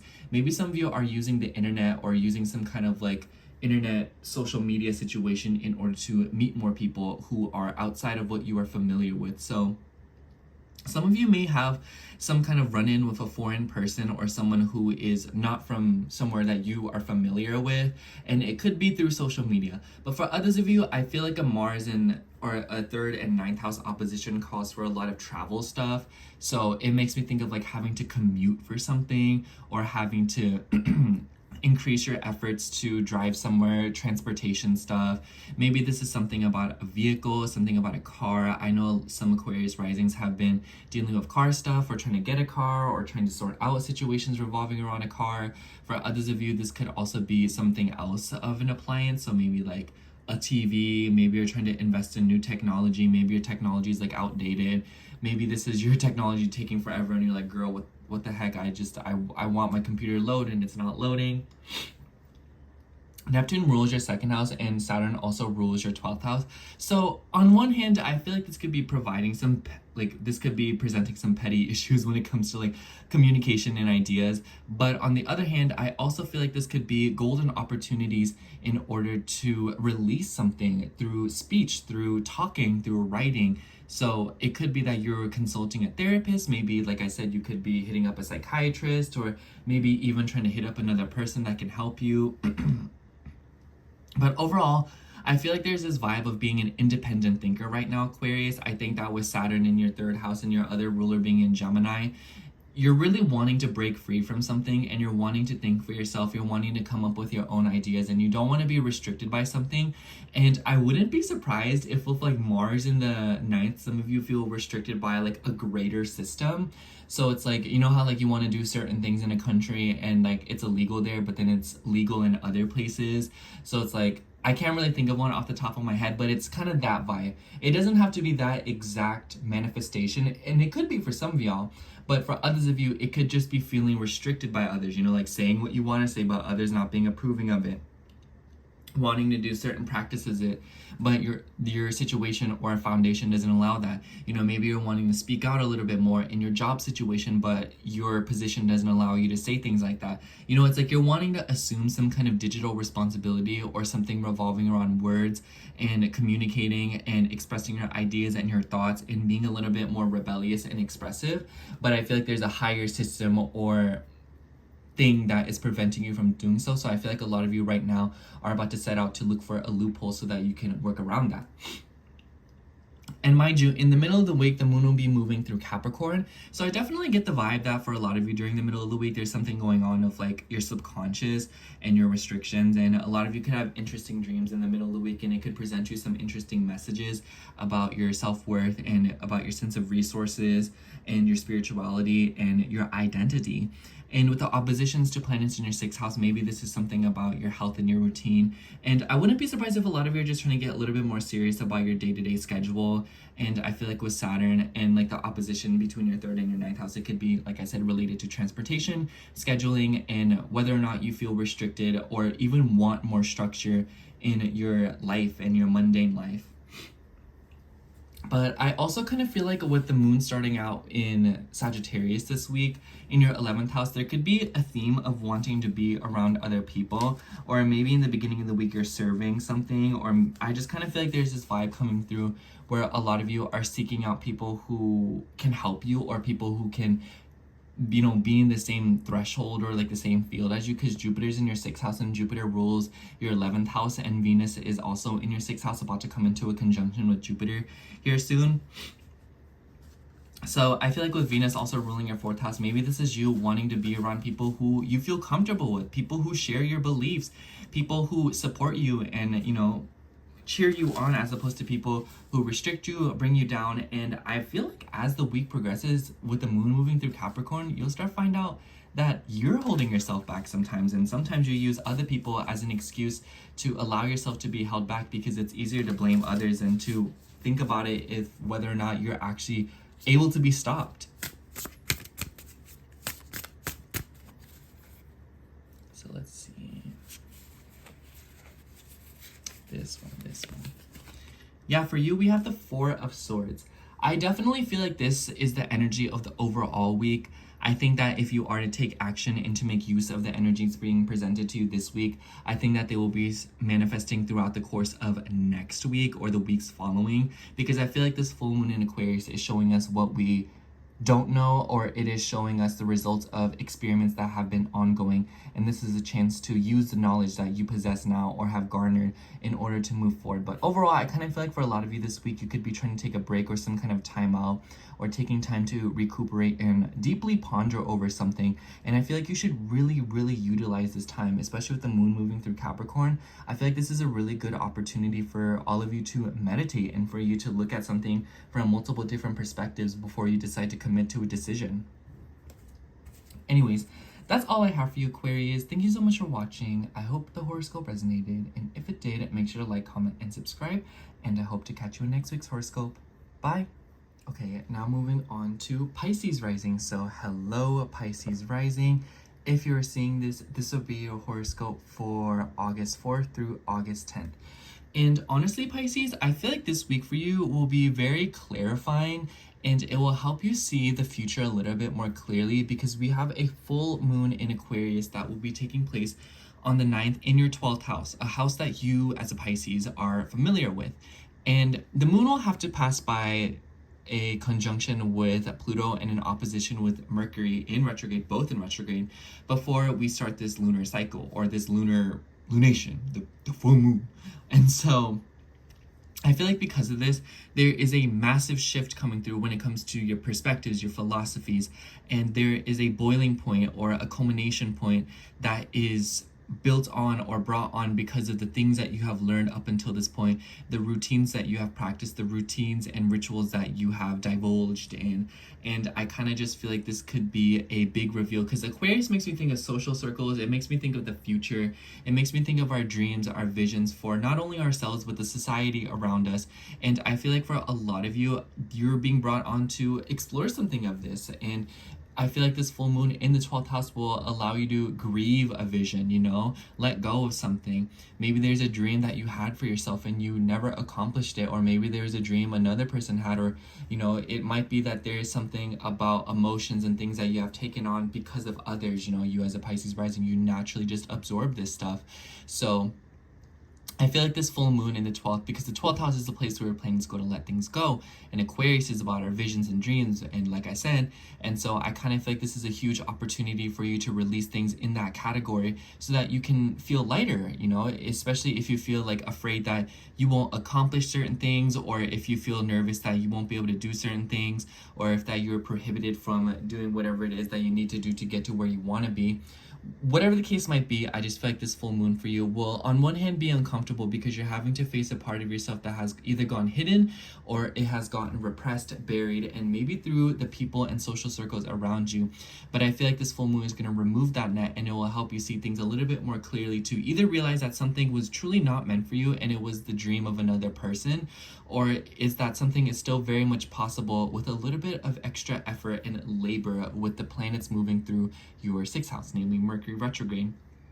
Mercury being the ruler of your 4th and your 7th house. So maybe this could be related to your friend groups. Maybe it's related to your relationships, your home, your upbringing, your childhood. So this full moon will definitely be very personal for you. And just generally around the second chunk of the week, a lot of you could be in this hermit mode where you're wanting to either A, be around people who just understand you without you having to say anything, or B, you're just wanting to be alone, point blank, period. And we also see Mars move into Libra, and this is in your 8th house, and Mars will come into an opposition with Saturn and Neptune. Mars is the rule. Mars don't like being in Libra. Saturn don't like being in Aries. Mars does know how to operate in the 8th house though, so I definitely feel like for a lot of you, you could be sorting out financial matters, especially with Saturn ruling your 11th and Neptune ruling your 1st. I feel like a lot of you could be sorting out something about like visions and the values of the dreams that you should hold on to versus the values of the things that are not yours, if you know what I mean. And what I mean by that is I feel like with this full moon, a lot of you may be realizing this wasn't my dream, this was mom and dad's dream, and I picked it up because I'm sensitive and I wanted to impress them or like accomplish something for them, you know, because that's how self-sacrificing you are. Or it could be a dream that the world had for you, and maybe you're kind of like, no, I just can't be that person. So it's like, let me let that go and do and live my own truth. And I kind of feel like with this Mars and Saturn opposition, Mars moving through the 8th house, let me be real with you, it could be that a lot of you are sorting stuff out financially. I think that Mars moving through the 8th house, you start to feel like people are not being generous with you. You start to feel like you're having to make your own money, and you start to feel like you have to start relying on your own finances and whatnot. And this could already be the case for some of you. I almost wonder if this transit for you will be you trying to break free from something, especially if you have like a sponsor, or if you have someone who is paying you, or someone who is lending you money constantly, or vice versa, where you're lending money to another person. Maybe this transit will be you breaking out of that and getting more serious about your credit score, your debts, your credit cards, your taxes and whatnot, and dealings with the IRS. And Libra is about legal matters, so maybe some of you are sorting out something of that nature. And the ruler, Venus, is in your 5th house. So maybe this is to compensate for more fun. Maybe some of you are being a little bit more generous if you're spending. Maybe you're wanting to have more enjoyment. You know, Venus rejoices in the 5th, and with the conjunction to Jupiter, Venus rules your 3rd house, and Venus also rules your 8th, of course, and Jupiter rules your 10th. Some of you could be investing money into a business. Maybe some of you are taking a plunge there. Maybe some of you are trying to buy a car. Maybe some of you are trying to invest money into a car or another piece of technology. So, and I think that with this Mars-Saturn opposition, I honestly wouldn't do it this week. I would wait until the following weeks, because otherwise you might kind of notice that this week there's some kind of like a financial issue that comes through, especially with Mercury retrograde right now. Like, this is just not the time where you want to be buying a car. You want to wait until like a few weeks from now when Mercury's even out of shadow. Trust, because every single time I see someone buy a car during Mercury retrograde, something happens to it. It gets repoed and whatnot, or like issues come up with the insurance. Just trust me.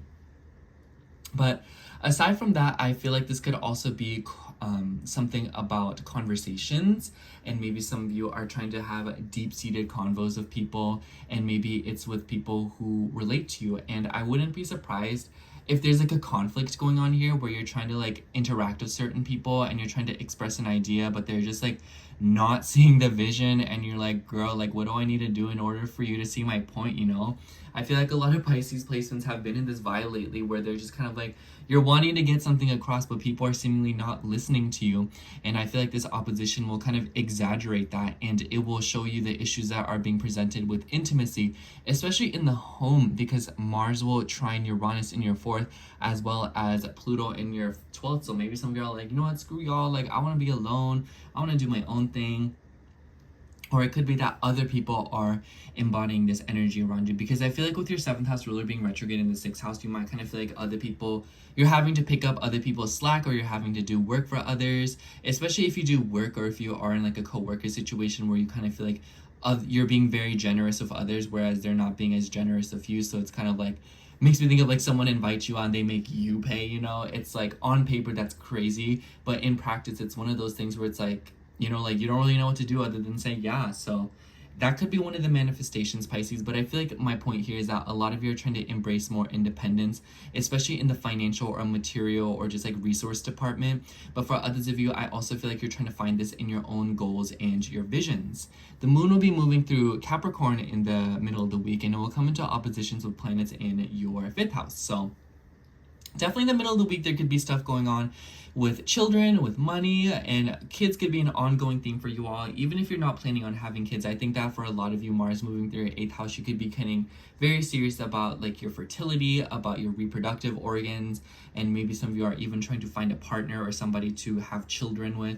And maybe for some of you, with Venus ruling your 3rd house, maybe this is you trying to make a consultation, and with the moon opposing planets in your 5th house, maybe this is like trying to find the right people who can help you, or finding people who can assist you in this journey.